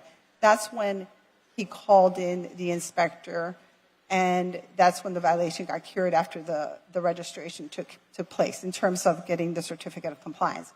But before that, when he found out that these construction workers were utilizing that vacant lot, he also told them to vacate and then change the locks, sealed the property so that no one else can utilize this. My client has been on this property for over 20 years. In Wynwood, he has seen the changes that have occurred in Wynwood. He has been a good property owner. He has always maintained his property in good condition all throughout the years that Wynwood has been going up and down and now up again. So we're asking, I know that we have requested a de minimis mitigation for this. I leave it up to you. But based on everything that my client did try to do, knowing that he was in his 80s trying to resolve this on his own, no money was paid by anyone. So it's not like he was utilizing this vacant lot to park cars there and get money. And he was just, I think, an elderly man being taken advantage by others who see that he wasn't there looking at his property on a daily basis. Attorney Dooley. Good morning, Rachel, on behalf of the Office of the City Attorney. In this particular case, obviously, from the city's position, the claim date of compliance, which would have, I believe they have, is in 2020, is not a date of compliance. While he may have requested that other people not park on this empty lot next to the shooting range, the gun range in Wynwood, people were continuing to park there, whether he was aware of it. Obviously, his age may have had something to do with not keeping on top of the property. I know his son's here and has been helping him out as well now, so things are very good. But the photographs show consistent use of that lot, which is why, from the city's perspective, we can't agree to this 2020 compliance date. It doesn't work for us because what we know doesn't add up. However, I think that all of the issues that council's brought up are accurate. The total lien ran to $154,000 for 616 days. So I know that under their theory, it was only $4,000, so they're offering $1,000. We can't agree with 2020 date just because of what we see, but it's obviously up to you to take into consideration all the factors. But it is very good now, and I know the son is assisting the father with taking care of the lot. So this is my district, and I cannot accept $1,000. While I sympathize with you, sir, my father is 82 years old, and I handle all of his business. But based on what the city attorney just said, I cannot accept again and not living near the property, not being elderly, that's not an excuse that we can accept. And I tell you, I understand. My father is 82 years old and gets himself into trouble that I have to get him out of as an attorney. Not because he intentionally gets himself into trouble, but just because he's older now. So I understand. But I'm also a property owner.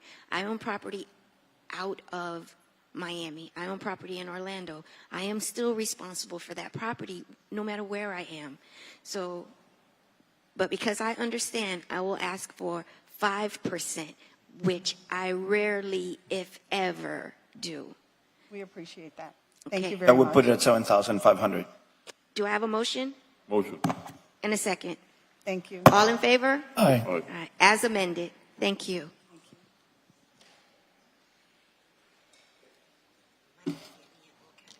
Okay, now we'll go to RE8. RE8.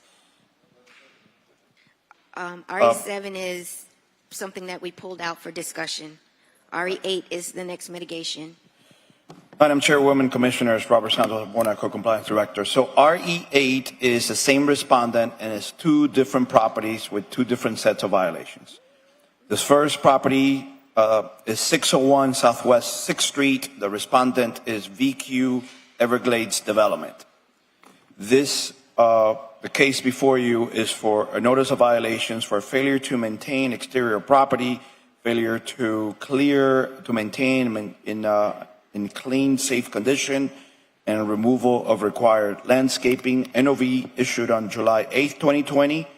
The case was adjudicated on March 4th, 2021. It complied 1,187 days later, accruing a total of 623,500. And I understand the respondent is offering 29,675, which is approximately 5%.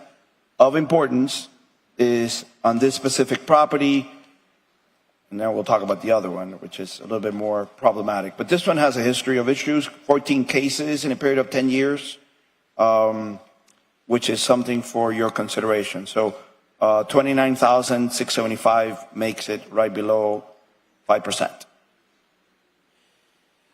Commissioner, do you want to discuss this one, or you want me to go into the next one, since they're both? I do. What is the total amount of liens here in this one? So on the first one is 623,500. 623,500. Okay. Ms. Dooley's giving me an earlier compliance date, but 623 on one and 462 on the other one. I'm going to give you the total in a second. Tell me.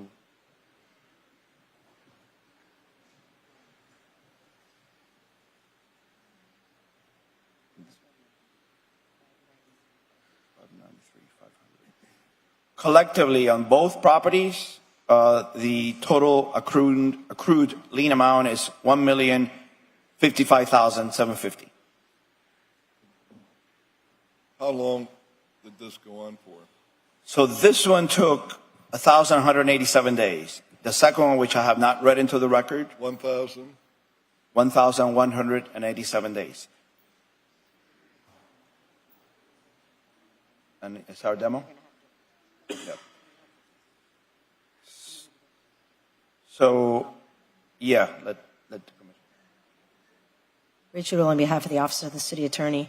For each of these, they have a little bit of a difference in their compliance dates, because when the city doesn't get called out, the day they get called out is the day that it gets complied. On the first case, which is the 2020 case for the 601 property, the compliance date per the inspector was actually June 4th of 2024, which would make it $593,500, or 1,187 days. The second case, in which they are found to be a repeat violator for the other property, the city did a demolition on the property. We removed it. They've paid all of the demolition liens and all of the tickets and everything associated with that, or they wouldn't be here today, but so they have paid all of those costs. So in that case, that made a significant difference from complying the case in 2024 versus 2021, when the city actually demolished the structure, put sod down, and fenced it off. And so for that one, and for that property, which is the 2019 case, the total would be 850 days, or $212,500. So it comes out in a total for both properties to be, it's 593.5 plus 212.5. Just under $1 million. 800. Math is not my strong suit. Just under 700. 212,500. What's the total? $752,000 for both. Why did it take them so long to comply? I can explain, Commissioner. Good morning. My name is Sebastian Jaramillo. My address is 283 Catalonia Avenue, Coral Gables. As to the first case, it had an unsafe structures case tied to it. So there were violations that needed to be cured, permits to be pulled in order to cure a lot of the violations and the issues with unsafe structures. So that took a significant amount of time. Eventually, those violations were cured, and they were able to get the CU and the BTR to cure all the violations. As to the second one, the property was in disrepair, in significant disrepair, so it was demolished, but all costs have been paid, and the property now sits as a vacant lot, but everything has been resolved and settled with the city. How much are both properties worth, market value? Commissioner, as to the second one, it'd be difficult because it's a vacant lot that sits. I have the address for you, but it's just a vacant lot that sits there. How many square feet? I have that information for you in preparation. How many square feet is this lot? So, I'm sorry. How many square feet is that lot? Okay. I don't have that in front of me. I'm going to get it for you, but the value, according to property operator, he can give you that. According to the property appraiser, value is at 545,000. And on the first one, according to the property appraiser, the value is at 624,000. While council gives you the square footage, I apologize. The vacant one is just under 10,000 square feet. How about the other one? And then the other one is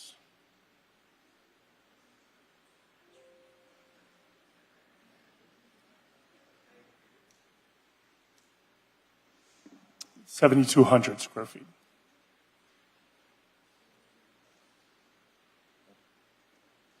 17,000 approximately, give or take. And the properties and market value have to be at least double what you're paying taxes on. What say you as to... well, Commissioner, what I wanted to say and put in the record is that second property at 1111 Northwest 6th Street is a repeat violation. And you and I have had this discussion. Repeat violators should be treated differently because we issue the NOVs, we adjudicate, and then lo and behold, it happens again. And I think that should carry a different penalty, if I may. So, assuming with the amendments made to the compliance date and the accrual of 752, 15%, which is what I would recommend at the very least, is 112,800. That's both combined. 112,800. Yes, sir. And that's lowering the fine for the first one at 601, but that 1111, for the record, they have 14 cases in 10 years. That respondent, I'm sorry, 14? counsel, was not a good one. 14 Yes, sir. cases in 10 Yes, sir. years. Yes, sir. On this property. I'm sorry? At this property. Yes, sir. I understand it's no excuse, but as to that property, at least all issues have been resolved because it was demolished. So this isn't a property that's going to, no further issue will arise because it's a vacant lot. And just to be clear, both of these properties are in a low-income housing area, so they're not a significant value. The first one is just, I believe it's under 4 units, and it's at 4 living units, and the second one was also multifamily, but now it's as a vacant lot. You'd be surprised what they're going for there, but I think you do know. What additional information would you like to provide? No, sir, other than the 15% makes it 112,800, and that would be, if you ask me a recommendation, that's what I would say at the very least. Rachel, anything more you like to put into the record? No, sir. Okay. What would you like to offer, sir? Commissioner, we had originally offered 5% on both fines. In light of the city's presentation, we'd like to increase our offer to 10%. 15% we believe is excessive given the value of these 2 lots. I understand what you, Commissioner, mentioned. I would be surprised, but this one specifically, it's on 11th Avenue and Northwest 6th Street. It's not a very commercial area when it comes to that type of property. So I realize that a lot of these multifamily might be going for more now, but giving it size, you'd be limited in what you could develop or resell that property lot for. Well, the property appraiser's value is approximately 1.2 million, just a little below that.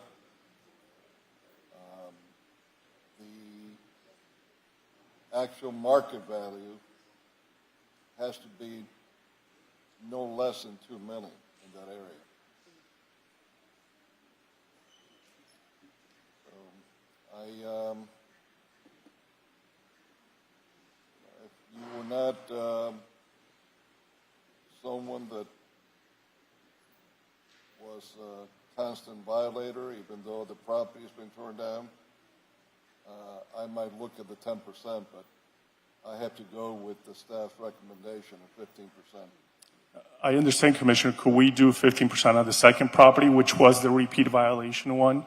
And the first one, it was a CU and a BTR that just had issues, like I mentioned before, tied to an unsafe structures case. Mr. Code Enforcement Director, the second property. The second property, the accruals. Go ahead. And Todd asked to make this clear, the first property, which is the 601 property, the total adjusted based upon the actual compliance date would be $593,500. And for the second property on this, which would be it's the 1111 property, would be $212,500 total.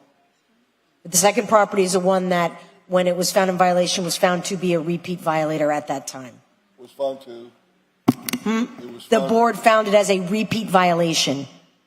On the second property for that case was found as a repeat violation. So the first was not a repeat violator? No, sir, it was not. It was the first time that it was adjudicated. This is the 593. Yes, sir. So I'm doing the math. If we do the 5% on the 593, we can round it up to 30,000. That's 29,675. 5% now. Yes, sir.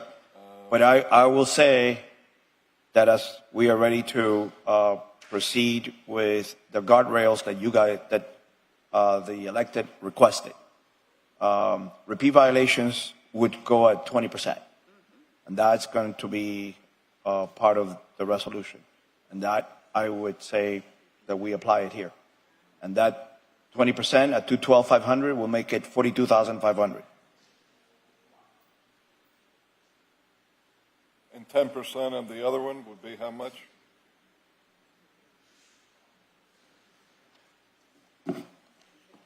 $59,350.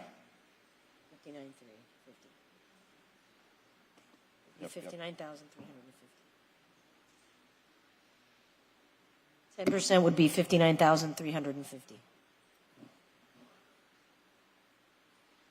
And the 20% of the other 200 plus?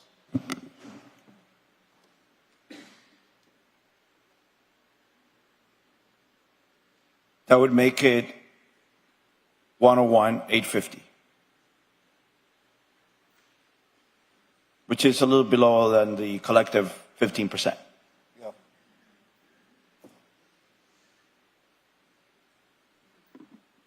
What say you? Commissioner, I think I appreciate the city attorney's position, but they went from 15 to 20, and I understand that they want to make that change. But if they want to penalize my client, I get it. And on the repeat violation, I would maintain that we're fine with the 15% that they had initially proposed. As to the first property, we would maintain that we should stay under the 5%, which is what's typically given by this commission. Not so. I understand the position, but we would request that we be giving this exemption and we be granted a 5%. Well, I'm going to tell you what I'm going to do. He originally started with 15 across the board. That would have made it 112,800. With 20% on the smaller amount and 10% on the higher amount, it's 101,850. You save almost $11,000. So I will go with a motion for the 101,850, 20%. On the second one, and 5, right below 5, 10, or 10 on the other one. Yes, sir. So there's a motion for $101,850.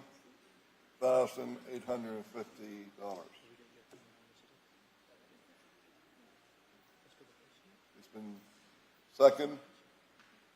Chair, we have a motion and a second for 101,850. All in favor? Aye. Aye. Motion carries. Thank you. Thank you, sir. As amended. As amended.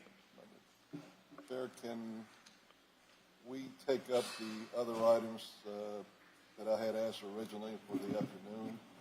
Yes. The afternoon.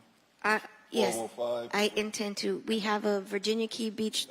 We have We have one one more. mitigation left. Can we get through one mitigation? One more? And then the Virginia Key Beach Trust meeting? That will be short. Madam Chairwoman, Commissioners, RE9 is a deferral that came from September, from last time that we met. I I remember. This is a mitigation of a property located at 225 Northwest 16th Street. The respondent is 225 Group LLC. This is an 8-unit apartment building. For the record, I'll put the notice of violation was issued for operating without a certificate of use and business tax receipt, issued on September 14, 2014, adjudicated on June 15, 2015. It ran for 3,263 days, accruing a total of $823,250. And the offer, as far as I see, is $30,000. I want to yield to Rachel Dooley to elaborate. I guess it's barely good afternoon. Rachel on behalf of the Office of the City Attorney. Last mitigation for today. This was the reset. Council and I, along with the director, went through the compliance dates. There was a discrepancy in City View. The actual amount of days that the property was out of compliance was 3,289 days, which would make it a total of $822,250. What we also did find that the TCU was issued 30 days prior to the compliance date. The email had been sent over to the code inspector. They get a bunch of emails a day. They didn't comply it for 30 days, but the TCU was issued. So less that 30 days brings the total amount to $814,750 is the total amount of violation for 3,259 days. And I believe there was discussion about other issues. We did meet with both council and the owner with regards to making this affordable housing. The owner did not wish to file any covenants on the land, and so therefore would not qualify in terms of what we know affordable housing to be versus, I guess, what his belief was in terms of what he's willing to offer on his own. So that's where we are. Sir, good morning. Good morning, Commission, Madam Chair. Ralph Rodriguez of Tozer and O'Connor on behalf of 225 Group LLC. And I have Mr. Javier Salman, who's the president of the company, the landlord and owner of the property. As you are well aware, this item was deferred to explore the possibility of having the property certified as low-income housing. No, I think I'm going to correct the record. The previous time you were before us, it was stated that the property was for affordable housing. So we deferred it to go get some clarity on that. And what I understand is that through a meeting, you said, no, this is not, we will not designate this as affordable housing. You would not enter into a covenant for affordable housing. Is that correct? That is correct, Your Honor. As I indicated, I was not here at the last hearing. My colleague, Mr. Alvarez, was here. I had another hearing that I had to attend. My understanding, and Mr. Salman's here, is that he offered to provide this property as certified for low-income housing. I will tell the Commission that the rent rules on this property are qualifying for below 80% of the AMI. The rent roll goes from a low of $1,000 per month to a high of $1,550 per month, which is well below the average monthly rent for the city of Miami. So although the owner just will not want to burden the property with a covenant that runs for the land, as perhaps you might understand, it's a small apartment building. There's a picture of it here, if I may show.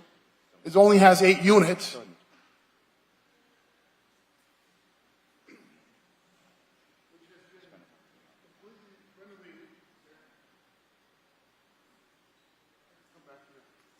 Has 8 units, which has been completely renovated. And so from an economic perspective, it doesn't really make sense economically for the owner to encumber the property with a covenant that runs with the land. So that said, though, he has... Sir, you do know I'm an attorney, right? I heard you, yes.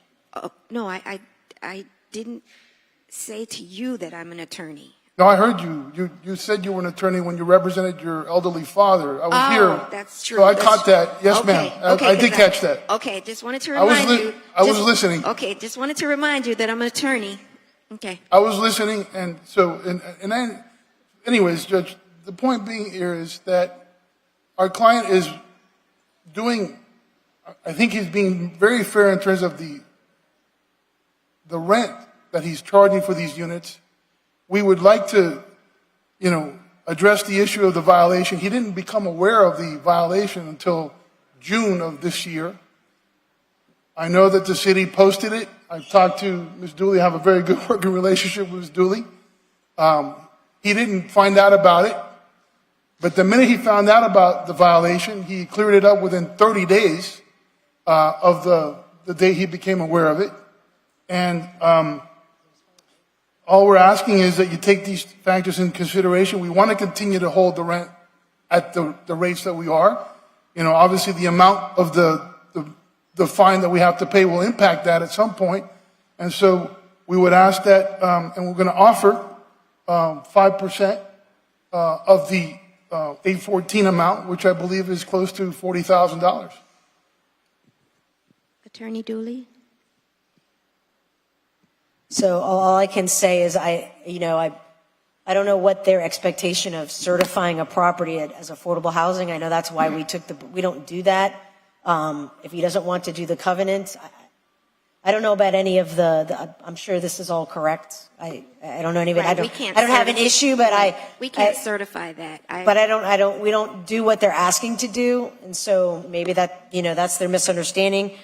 We've already addressed notice. I don't have an issue with that. So, it's up to, obviously this panel. They initially offered, 30,000. I guess it's now and they're to 40,000. Director? No, that 5% would put it at 40,700.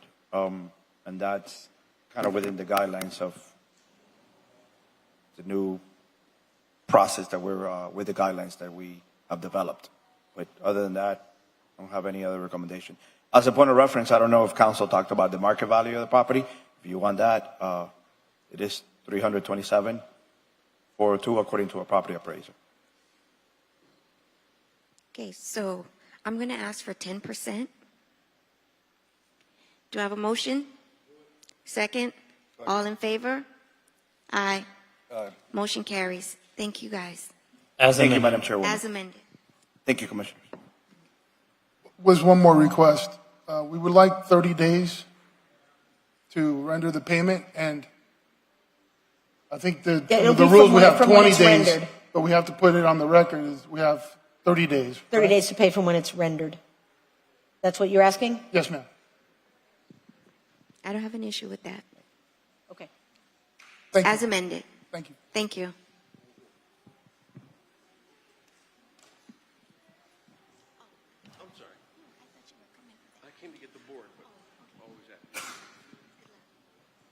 At this time, I'm going to recess our City Commission meeting, and we will. Is Vince here? In 2 minutes. Are you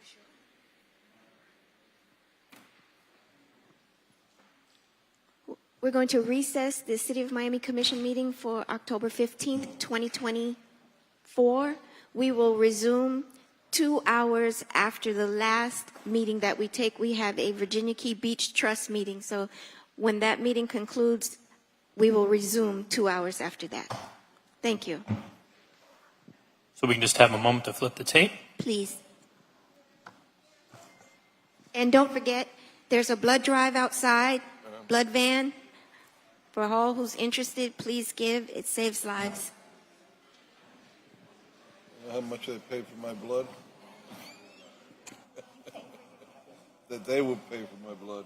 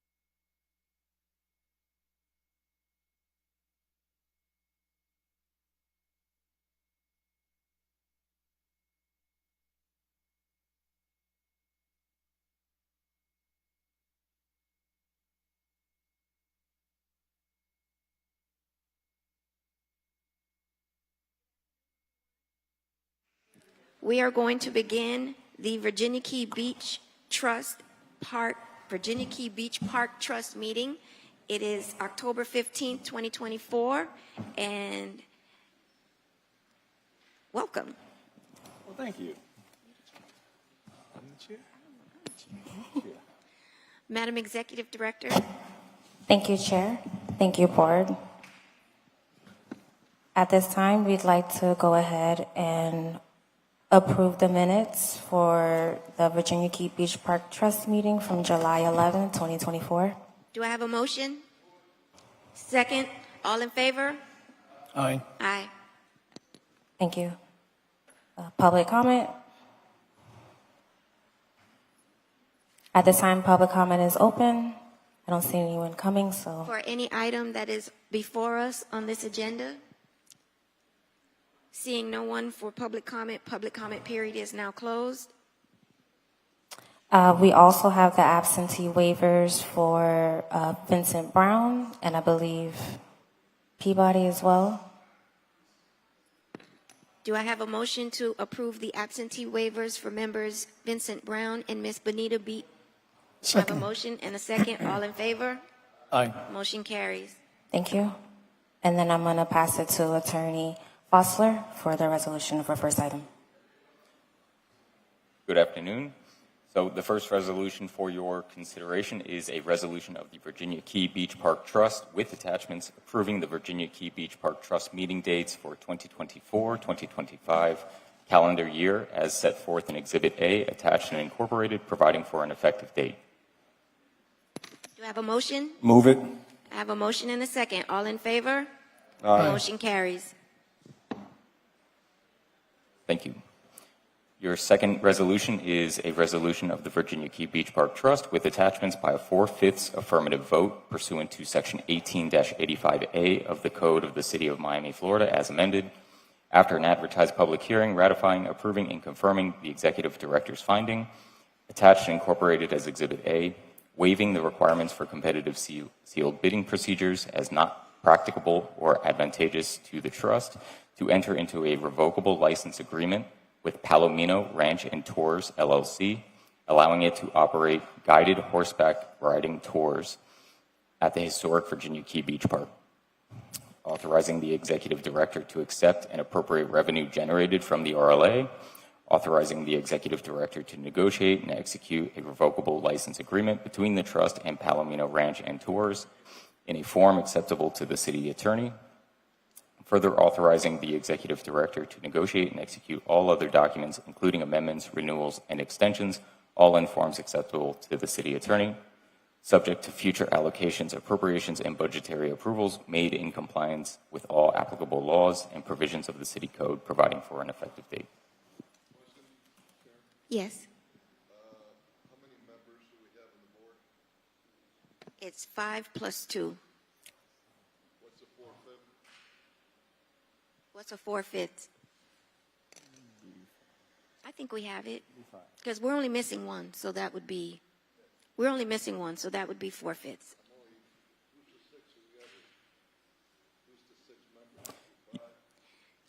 Commissioner Gabella, but he's not here.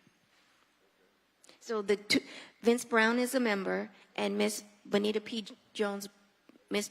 Peabody Jones is another member. So it's the 5 of us plus 2. Right, the 5 of us plus 2, 7. You would need 6, is how many. We have 6. 1, 2, 3, 4, 5, 6.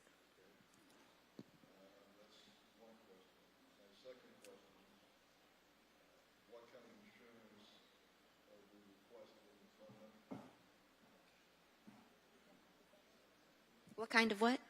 Insurance. I have to double check with the contract, but we've worked closely with the risk department. The minimum requirements they subsided, I believe it's a $2 million policy with workers' comp if they have 4 employees or more. So we are making sure that whatever the city requires, we make that our standard as well. And I also have the vendor here if you have any questions.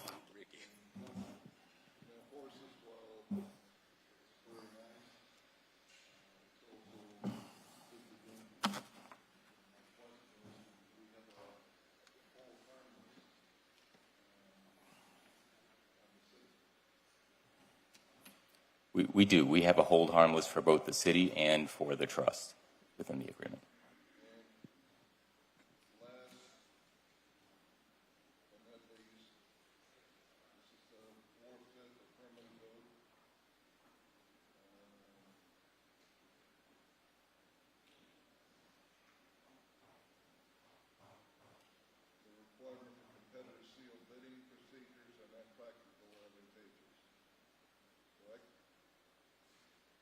Correct.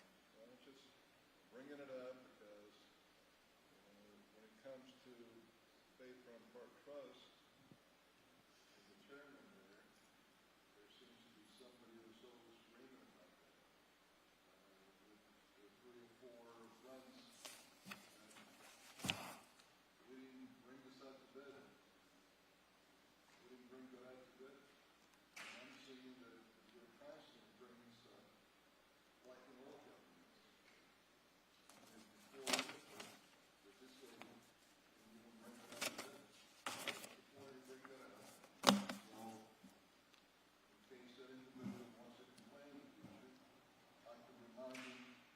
How many times he's voted to forfeit a variety of things.